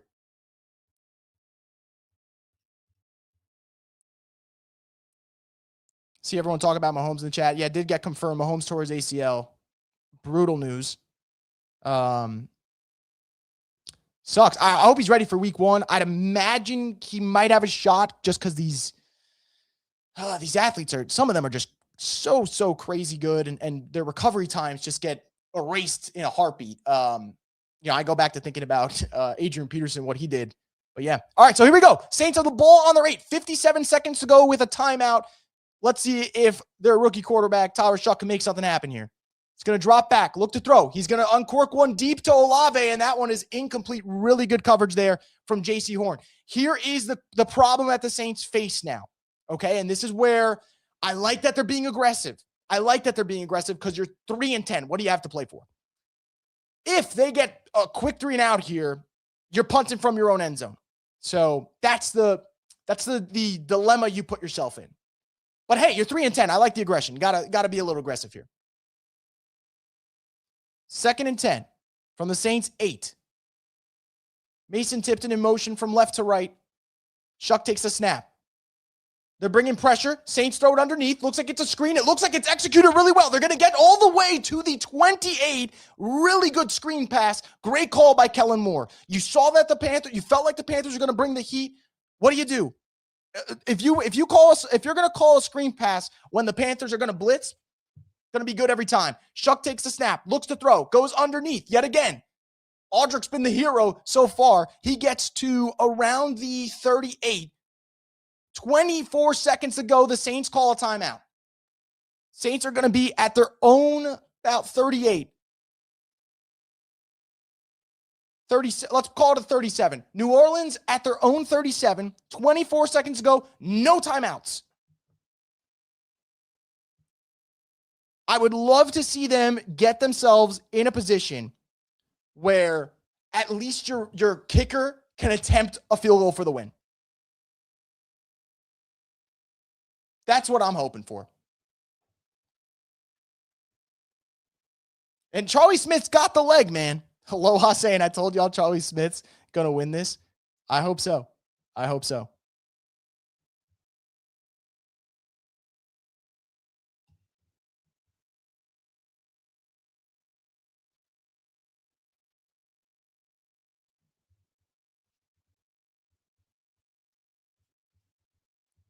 You got to get it at least to midfield, in my opinion, to have a shot. If you even want to get an attempt off. 2nd and 1 now. From their own 37, Shuck takes the snap. There's pressure. He throws it over the middle of the field. It's caught by Olave. Olave's down to the 47. Saints are going to have to clock this. Maybe one more throw. Clean operation right there. 12 seconds to go. Olave got the Saints to the 48 of Carolina. A field goal from here would be 65 to 66 yards. So it's a long one for the attempt. I think right now, if you're the Saints, you play maybe a quick shot out of maybe an out route, a quick out, gain yourself 5-6 yards, and then attempt a 60-yarder for the win. I think that's what I'm trying to do if I'm the Saints. They are a mess right now operationally. Kevin Austin finally gets set. And we got a timeout, Carolina. All right, so everyone can take a second to breathe. Anyone miss this? I miss the Saints being in close games, man. I miss the Saints being in a spot where I'm sitting there holding on for dear life in terms of trying to catch my breath and see if they'll win this game. Again, I can't speak for everyone, but I miss this.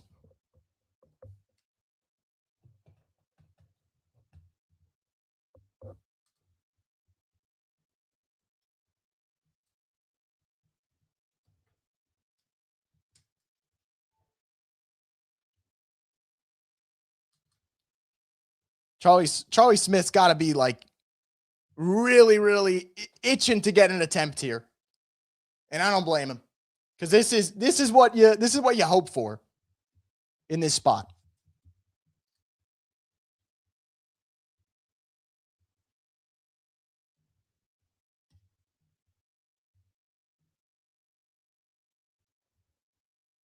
And brutal, man. Quarterback gets, I hope he's all right. Unreal, man. You know what? Can I just say, man, Tyler Shuck, if he wins this game, if they win this game, he's got to get the game ball for the beatdown that he's taken.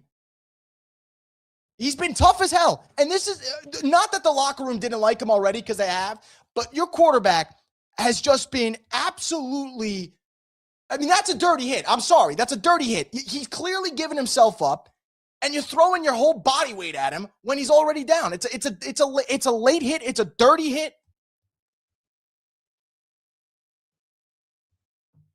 You know what? I kept thinking throughout this game, if the Panthers give it away, do the Saints deserve this win? I don't know, man. Something about this gutsy effort that they've given with a skeleton crew of an offense with all the injuries they've had.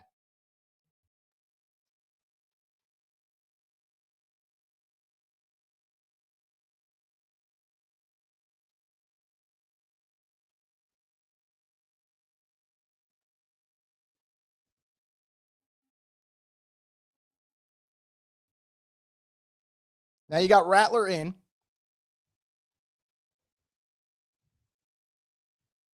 Shuck's trying to get it immediately.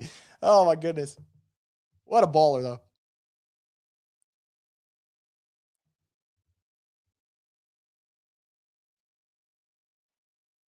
So I think by rule, Shuck has to miss a snap because he was hurt. By rule, he's got to miss a snap.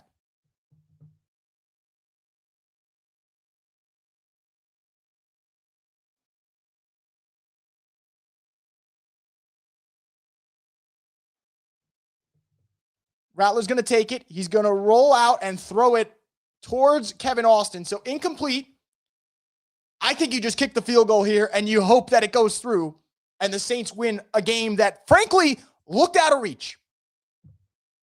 I know this sounds stupid. Rattler technically did his job. Just take the snap, throw it out of bounds without getting an intentional grounding call, and then get out of here. That was the job. That's what he's done. And now Charlie Smith has a chance to send the Saints to a win. Panthers are going to call timeout. Trying to ice Charlie Smith.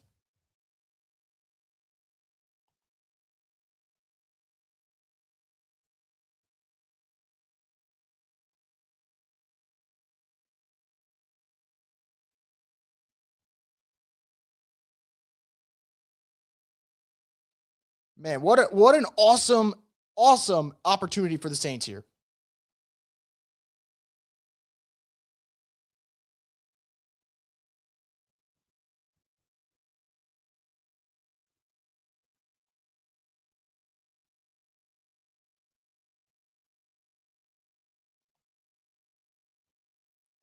Here we go. 6 seconds left. Either this kick is good, it gets blocked, it goes the other way, or we're going to overtime. I'm delayed, so I'm trying to stay off the chat for a sec. 47-yard field goal from Charlie Smith is up. And the New Orleans Saints, against all odds, are 2 seconds away. Let's see what the flag's going to be. I think it's going to be against the defense anyway. 2 seconds away from winning this game. Oh my goodness, man. I'm shocked. I'm shocked. And people could get mad or whatever. As long as they don't suffer a collapse in the last 2 seconds.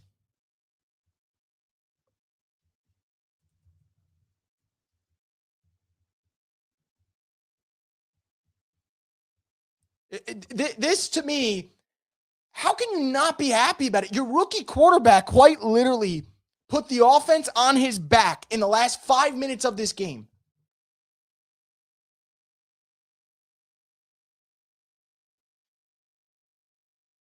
Unreal. And I'm sorry, man. I get it. Draft picks are cool. I get it. Do you know what's cool? Going into the offseason thinking you might have your franchise quarterback. To me, that's a whole lot cooler.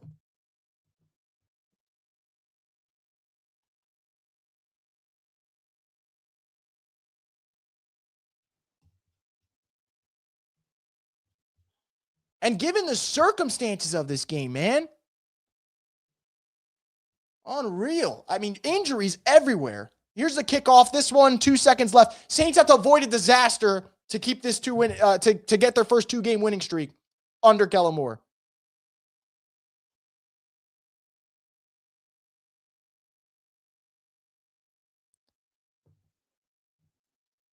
Kicking it out of the end zone.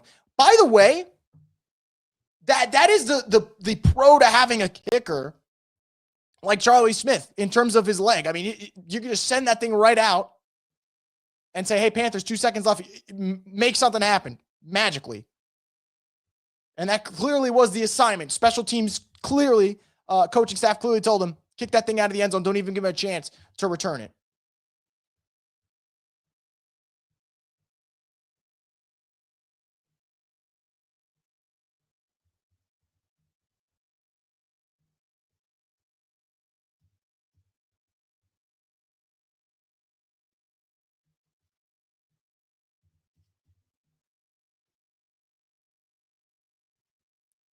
So Panthers are going to start lateraling it. This thing is flying all over the place.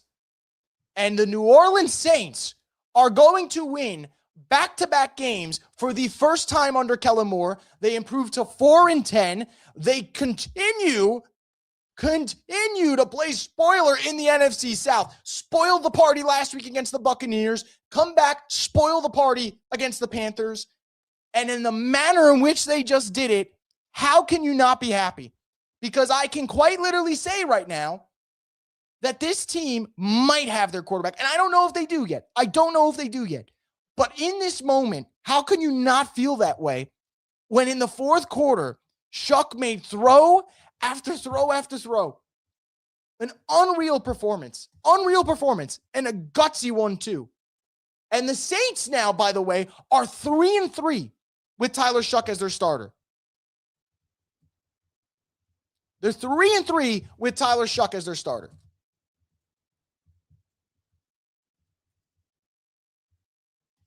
Unreal, man. I am so happy for this team. I got to give credit to the coach, too, because you know what? For all the frustration I have with some things that Kellen Moore decides to do, okay, this team has not quit. They have not quit. They have found just a way to be resilient. And I mean, today was the perfect example of a pack your bags. Today's not our day. Injuries were a problem for the Saints today. Devon Vele goes down. Devon Vele was off to a great start today. You lose Vele to an injury. Devin Neal was off to a great start today. You lose Devin Neal to an injury. Okay? You lose Cesar Ruiz to an injury. And yet your quarterback just kept making plays. And I think that's what it comes down to, right? I think out of everything, that's what excites me the most. Your quarterback got his butt kicked the entire game, lost his wide receiver 2, lost his number 1 running back, couldn't figure things out early in the first half. It was a little bit of tough sledding. And down 17-7 in the fourth quarter, Tyler Shuck was the best player on the football field. I genuinely believe that. The throws over the middle of the field were sensational. The connection he had with Chris Olave was fantastic. And now that's back-to-back weeks where he makes the winning plays against 2 teams that are fighting for a playoff spot. The same teams that are competing for the NFC South. You beat both of them as an underdog in both of them. Your defense has a chance to slam the door shut and give your offense that opportunity. Well, they do it. The Saints defense gave up that first down on a 3rd and long. And I thought, here we go again. Here we go again. Brandon Staley's defense, they're not going to be able to slam the door shut. And instead, Chase Young gets a sack, just allow a short gain, and then you slam the door shut on Bryce Young. And again, the Saints had the ball from their own 8-yard line on the final drive. Own 8-yard line with a minute to go and 1 timeout with a rookie quarterback. That could have been a disaster. And Kellen Moore says, you know what? We're going to go for it. We're going to go down the field. We're going to be aggressive. And you know what? It is the right call because you're 3-10. You have nothing to lose. But it could have backfired in a hurry with the wrong quarterback. But with the right quarterback, the quarterback who the last 3 weeks has made great plays in the fourth quarter, time and time again, goes down the field and gives you a chance. And he took a late shot. He took a beating the entire game. He went to the injury tent twice. And that dude willed them to victory. And shout out to Charlie Smith, by the way. I know that kick got a little bit easier because of the penalty, but that you got to feel it, right? The pressure's mounting, the anxiety's mounting of kicking that at home, trying to get your first 2-game winning streak of the season. And it's easy. And it was a no-doubter. It went off Charlie Smith's foot, and you didn't have to question it. You could have turned the TV off because there was no way that ball wasn't going through the uprights. And I know they're only 4-10, and I seem really excited for a team that is 4-10 and only 4-10. But again, I say it all the time. It's the manner and how you win. Not all wins are created equal. A win like this, where your rookie quarterback has a game-winning drive, where your rookie quarterback and Chris Olave say, you know what, man, we're just going to take this thing over. Where Chase Young says, yeah, I've been a little quiet today. I'm going to make the game-changing play on defense. Where your kicker, who hasn't had a lot of time this year to show what he can do, 47-yard kick for the win, makes the play, and then kicks the ball out the end zone on the kickoff, so the Panthers don't even have a chance to give a kickoff magic. That to me is the most exciting win of the season. I said last week was the most exciting win of the season. This one takes the cake. So many great throws from Shuck. And you know what? There's going to be a lot of people who aren't going to give this team credit, who aren't going to pay attention to the quarterback. That's fine. They could stay there. At this rate, if he continues to play this way, you'll have no choice but to acknowledge the work that he's doing in New Orleans. Because the Saints were the worst team in the league before Tyler Shuck was named the starter, and they are now 3-3 with him as the starter. And 2 of those 3 wins, no one expected them to win. Quite frankly, all 3 wins, no one expected them to win. They were underdogs in all 3. And your Saints now are, again, 4-10, not great. You want to talk about the draft pick and where that falls? That's fine. You can choose to talk about the draft pick. I don't care to talk about where they're picking. What I care to talk about is whether or not they got the quarterback. And at this moment in time, I feel like they might. And I'm going to have a huge smile on my face for the rest of the day because of that. Gutsy win.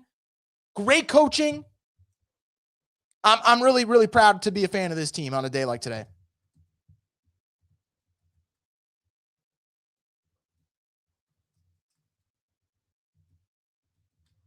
I really am. Players deserve it. Coaching staff deserves it. You're fighting two. That's a desperate Carolina team. Had the Panthers won today, guys, next week is win, and the NFC South is over. Win and you're in. And you denied them that. You denied them that chance because the Saints could have packed their bags, decided, hey, what if we give it all in this fourth quarter? And they did that. Man, what an awesome time. All right, guys, so let me get into your thoughts. Let me get into your comments. And let's see what you guys have to say.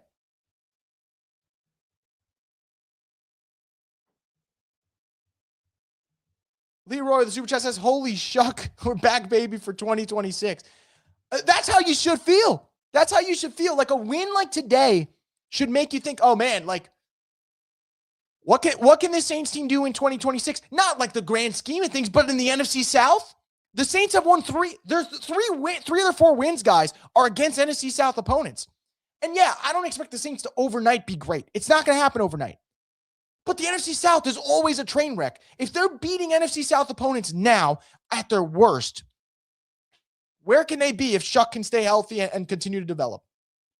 Hale Mendoza saying we're marching on the rocky road to Dublin, baby. Shout out Charlie Smith, man. Shout out Charlie Smith.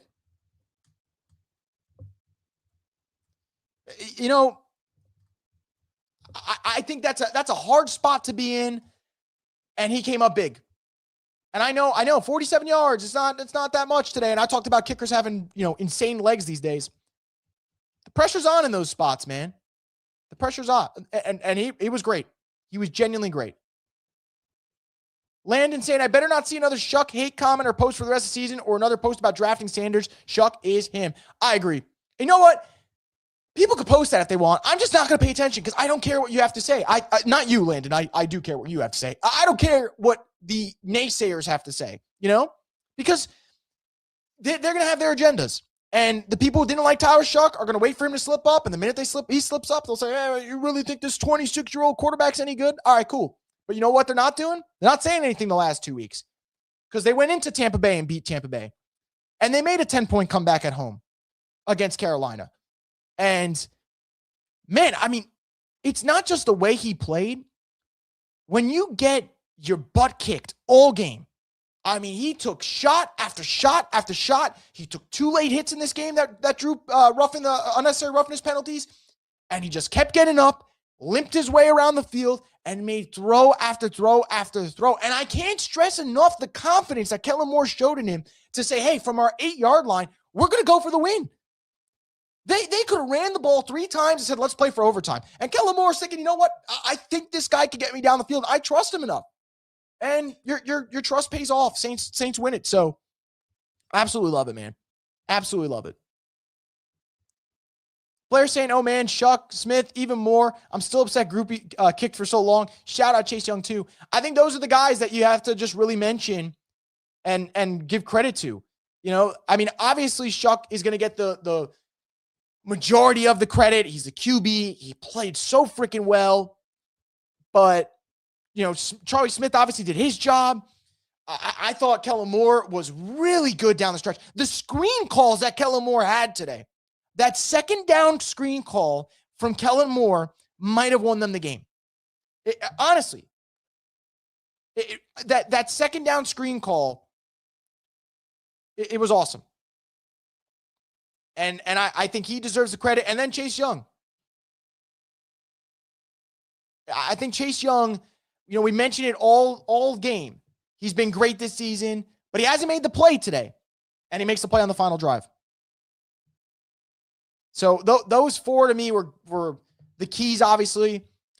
But hey, look, I mean, Olave was excellent. Other players really stepped up. Kevin Austin Jr., by the way. I mean, do we want to talk about Kevin Austin Jr.? Gets thrown into the fire because of injuries, and he finishes his game with a crisp 3 catches for 33 yards. It's awesome. It's your boy X with the super chat. Thank you so much, guys. I really, really appreciate all the support you guys are giving. Culture goes both ways, winning culture and losing culture. Feel a whole lot better about the culture we're building after the last few weeks. Yep, I agree. And look, I'll say this, all right? The Saints could have really the last 2 weeks packed it in. Could have mailed it in, packed their bags, get ready for Cancun in January, and say this season's over. And I think it says something about the coaching staff, and I think it says something about the players in this locker room that at 2-10, they have not given up. And at 2-10, they're now playing their best football. They're now 4-10. And I get it. People are going to be worried about the draft pick, and they play the Jets next week, and they play the Titans after that, and they play the Falcons. And who knows? Saints might be 7-10 when this season's over. And I know some people get frustrated, but I watch a lot of bad teams, and every year, the teams that are picking in the top 5 stay in the top 5. And maybe one lucky sucker gets out of there because of a lucky draft because they hit on the franchise quarterback.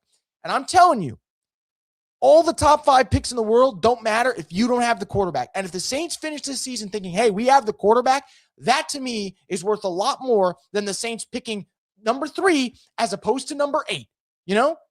And I said this earlier, and I'm going to stand by it, all right? The Saints, prior to kickoff, were picking number 7. Okay? They were picking number 7. The Saints now, after their win, are picking number 7. So they didn't move in the draft order. They stayed at 7. They got a win. Their quarterback looked insanely good. And your coach now starts to feel like, hey, maybe we got a culture I could build here. I don't know, man. I'm so happy about this win. I'm really happy about this team and the way they played. I really am. I think they deserve so much credit. So much credit. Let's get into more comments that we have here.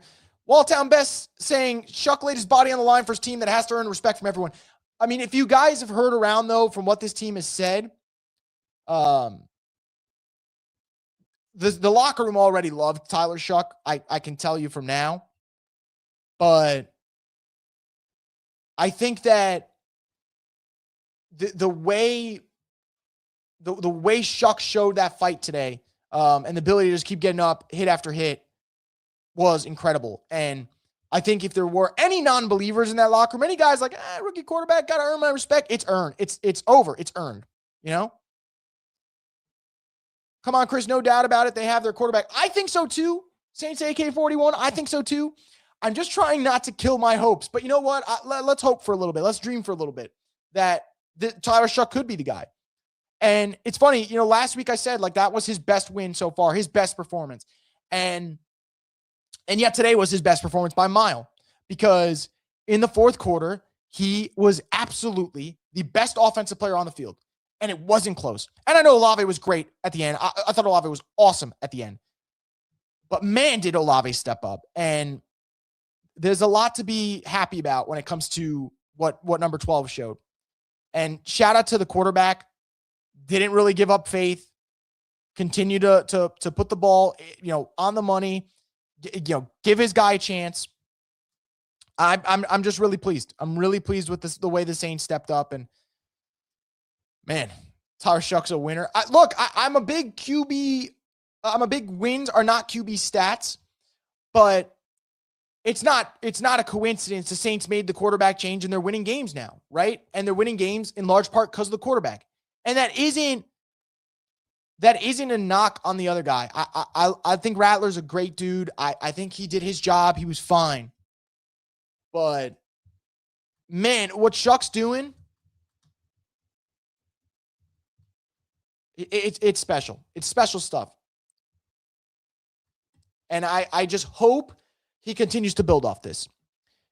Hitting a sliding quarterback twice in a game should have resulted in an ejection. I mean, when it's that blatant, I'm cool with it, man. I'm cool with it. Man, that win felt so good. I know the dome was rocking crazy when that kick went in. And how awesome is that, right? Like, I've always said this. Us Saints fans get really frustrated when things aren't going well, right? You know? And I think a lot of our frustration was well warranted, you know? But man, I'm like, when you start to give Saints fans a little bit to believe in, they'll take it and they'll run with it. They'll run with it. Saints Jets next week, that dome's going to have fans and it will be rocking. And you know what the expectation is? That the Saints will win. And that's why wins matter. And that's why I know a lot of people like draft picks. You want to set the standard and you want to set an expectation that you should win on Sundays. Not that you hope that you'll win on Sundays, that you should win on Sundays. And when you go beat the Bucs on the road in the pouring rain, and you go beat the Panthers at home, despite being an underdog, despite being down 10 in the fourth quarter, now when you play the Jets, when you have those moments, you're not hoping to win next week. You're expecting to win, and it's a difference. And I think that's why it's so important to win even at this stage in the season. T23 says that's 3 or 4 straight games where Shuck has been the best player on the field and had them in place to win. Look, and that's a great point. Go back to the Dolphins game, right? The ball hits Olave in the hands. That's a game-winning touchdown. And they lost. It's fine. And I said in that moment, I know the Saints lost, but I think they have their guy, or I saw maybe their guy. And then they beat the Bucs, and I thought, man, he showed it again, but I don't want to get my hopes up too much. And then he did it again today to an extent that he hasn't done yet because the result was different. Yes, it looked the same, but the result was different. The Saints are on the right side of the scoreboard. On your screen, they're on the left. And I think that to me matters more than anything. So I feel great about this team right now. I feel great about the way this quarterback's playing. I'm just really happy. Really, really happy. Tommy's saying, where are all the Shuck haters that filled the chat rooms when Rattler was starting? Where are y'all at? Don't fold. Don't hold or don't fold. Maybe don't fold. I don't know what you're going to say there. But yeah, look, I hated the whole which quarterback, like making it a, who deserves to start and all that. But like, they drafted him for a reason. They saw something. And, I think there's something to be said that a lot of games the Saints played and we're like, this roster's hopeless. And I still look at this roster. I'm like, they're hopeless. What? There's no reason the Saints should have won today's game. If I just look at the rosters, guys, the Saints had no business winning today. They had no business. Vele was great today. He got hurt. Misses the second half. Devin Neal was great today. He misses the second half. Cesar Ruiz was not great. He misses the second half. So, you know what? You take what you could get in the good side. They had no business winning. The Panthers were coming off a bye. They were coming off a win over the Rams. The perfect spot for the Panthers to get confidence. And had they won today, I can't stress it enough, had they won today, all they needed was to beat the Bucs next week, and the NFC South is done by week 16. And the Saints, with Kevin Austin Jr. as your wide receiver 2 and Evan Hull as your running back 1, they won. They won. And I can't believe it. There's something to be said about that. So just awesome stuff there. You only drew both teams even. How you'd ruin anything. I mean, Rick, let's be real. You could say that's fine. You play the technical card. Both teams have to be aggravated as hell that they lost to the Saints. Come on. Let's be honest. Rigged game. There's nothing rigged. How about the Panthers make some plays in crunch time? I know Tyler Shuck made them. I don't think the Panthers did. So, you know what? If you want to cry about the refs, how about 2 things? How about your team when they have the ball and they have a chance to end it? They end it. You guys didn't do that. You guys choked. And then second, when a quarterback's sliding and he gives himself up, you don't want to launch at him because that's going to get you 15 yards. So those are the 2 things for the Panthers. I gave the Saints keys to victories. There's the keys to the loss of the Panthers. Logan saying, sending Bailey some love. He's opened up a part of the field that was a dead zone for the last year and a half. Yep, I agree. How do you feel about this rookie class overall? Great. So let's rewind. End of the first half. Quincy Riley gets a pass breakup, and we're like, man, that should have been a touchdown. It ends up being a field goal. And I was like, hey, let's put a pin in that.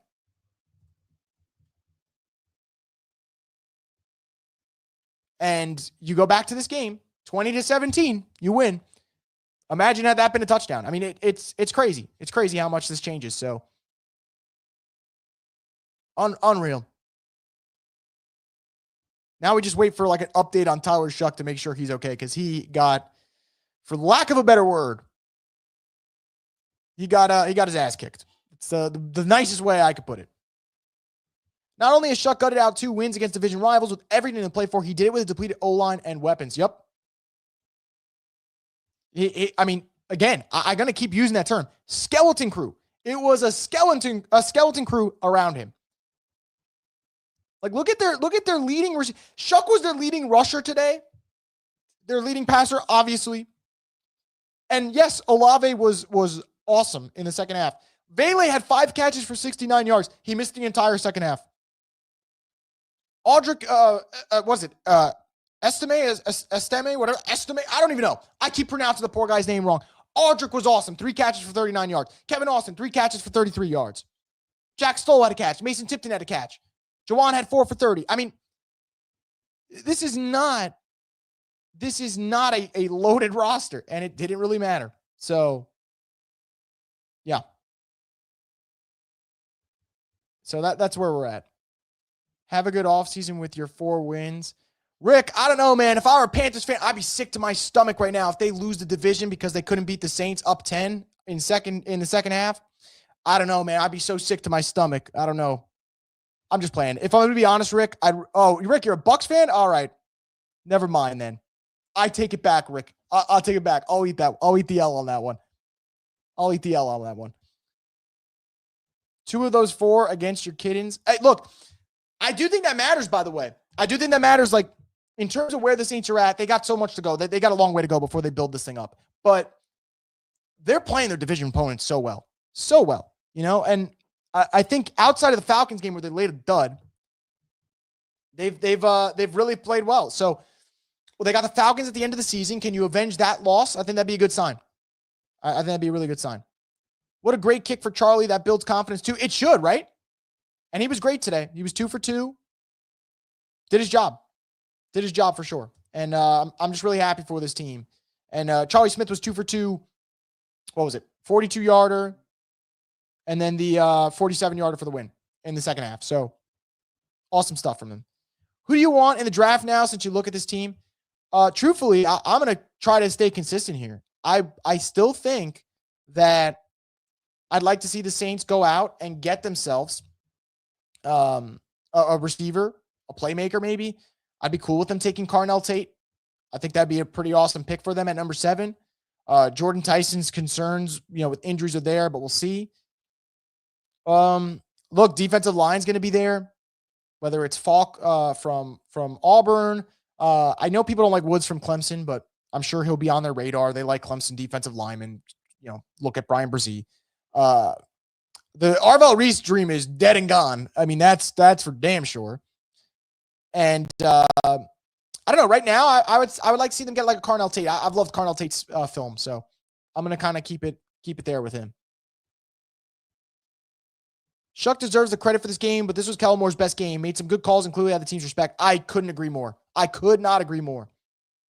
Like Kellen Moore made the right calls almost every single time in the fourth quarter, for the exception of that 4th and 1 that they got stuffed. Unreal, man. I really am so happy for this team. I'm really happy for the coach too. And I've been such a harsh critic. Of Kellen Moore, but he was awesome today. And I think if we could see more of that, I think that'll go a long way. That'll go a long way for this team. Because right now, we've seen a lot from the quarterback, and I've been very complimentary of the quarterback. But today, I actually want to say I'm complimentary of the quarterback and the coach, and I have not said that at the same time. Do you think Shuck is a franchise guy, or do you still have more to prove? I'd say this, Ben. I think it's the best way I could put it. I think he is showing what a franchise guy is. I think Shuck is showing the traits. He just has to do it longer. Because, what if this was just a really good 3-game stretch for Tyler Shuck and it's all for nothing? If Shuck finishes the season where he continues to play at a really high level, you start to feel a little bit better. I'll say this today. I'm gonna sound like a prisoner of the moment, but I promise you, I genuinely mean this deep down. I think he's the best rookie quarterback right now. He's been the best rookie quarterback. And I know he has the smallest sample size because it's just 6 games. Actually, technically, I think Shador would have a smaller sample size, but I think he looks to me like the best one because it's how he's winning. Less around him, and he's winning from the pocket, but he's also using his legs if he needs to. There's something to be said about that. There's something that needs to be said about that. So really, really love the way he's played. And he's been awesome. Saints are on the rise, and every other team in the South is on the decline. I would say the Panthers aren't on the decline. I still think the Panthers are on the rise. Falcons are on the decline, and they're only going down. I think the Bucs are on the decline, but the Bucs do have a talented roster. So who knows? Maybe they fire Bowles and they make the right hire and they're back on there. But I think the Falcons are the ones that are clearly on the decline. Get the top guard? Yeah, they're going to need guard play. I would not be surprised. I would not be surprised, Get the top offensive tackle and switch Fuaga to guard. It might happen, man. And I know Saints fans will be sick to their stomachs if it does. So we'll see. Wes says Kellen grew as a coach these last 2 weeks. We might have something. I hope so. Because right now, I feel like they have something at quarterback. If I feel like they have something at coach as well, this is where you go into the offseason and you start getting really excited. Really, really excited. So, yeah. Kellen Moore on Tyler Shuck. When the best was needed, he showed up. That is very damn true.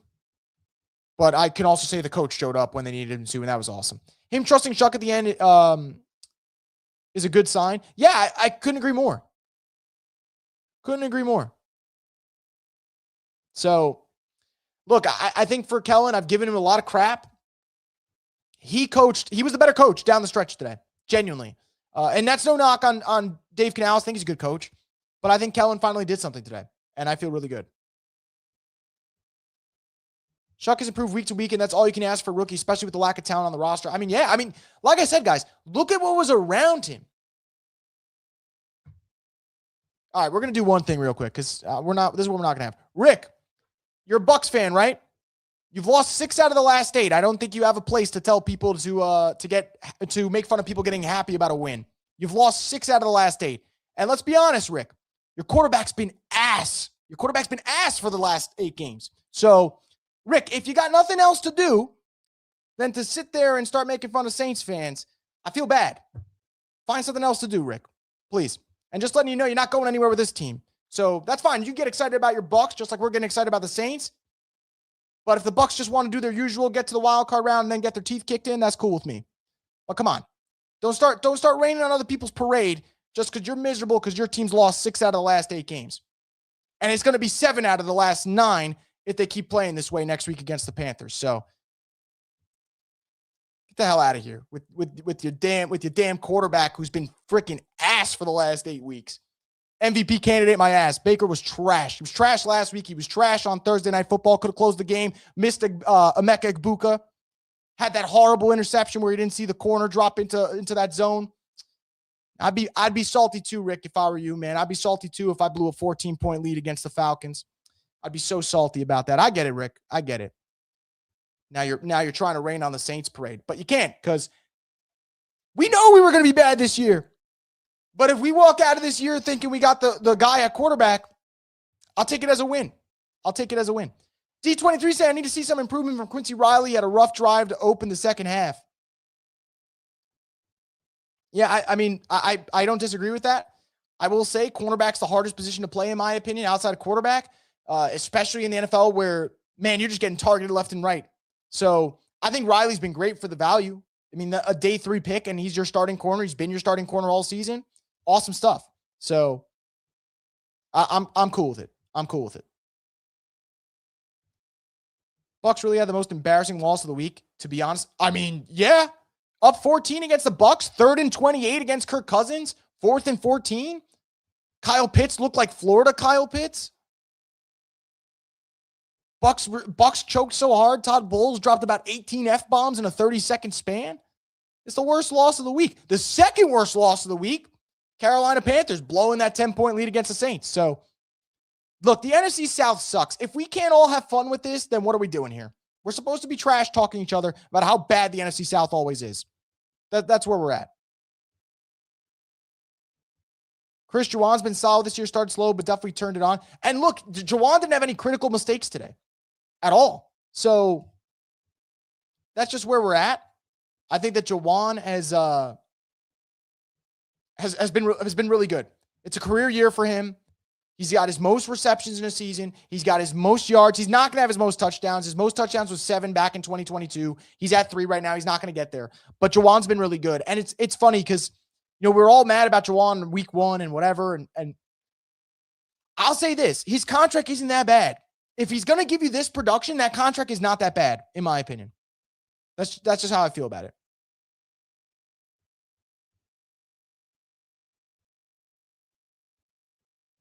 Feed a Christian. Facts, we should be able to debate with each other. For sure. Look, I would say this. If it was any other division, fine. But No, NFC South, we're going to get some trash talking here.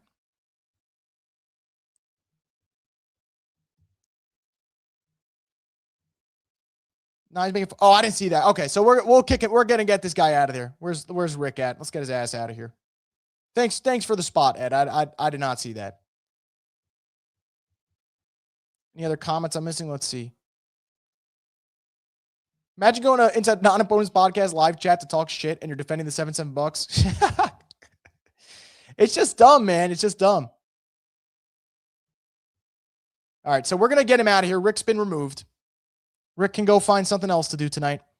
Look, man, I genuinely mean this. I'm not talking smack if I'm a Bucks fan. They've hit their ceiling. And their ceiling is 7-7. And the Saints are now starting to play good football. And the funny thing is, he could say, like, oh, 7-7, Saints are 4-10. Cool. Saints are 3-3 with Shuck. Like, what are we doing here? What are we doing here? And I mean, they're in free fall mode. Saints have won 2 of their last 2 games. Bucks have lost 6 out of the last 8. So, just funny. Shucks the truth, Paul says. I hope so. I'm feeling it. But we'll see. We'll see what happens. But it's been good stuff, man. We had Shuck ball out today. Chase Young made the winning play on defense. Chris Olave stepped up. Kellen Moore was excellent. And how about the role players, man? Unreal. Guys that are practice squad players stepping up and doing their thing. So awesome stuff. But anyway, guys, we've been going on for about 3.5 hours. I'll get about a couple more comments in, and then we're going to wrap it up. But awesome stuff. And now we get to go into Sunday Night Football with a smile on our face. What is the current Saints team record they started with Shuck from week 1? I don't know. And I'm going to be honest, dude, I don't think it's a bad question at all. I think it's a good question. If the Saints really feel like Shuck wasn't ready week 1, then you know what? I'm happy they did this. I'm happy they played it the way they thought it would work out best for them. And honestly, I genuinely believe that. So I'm really content with it. If it's a situation where, you know what, he was ready week 1, but they wanted to start Rattler, all right, then that's annoying.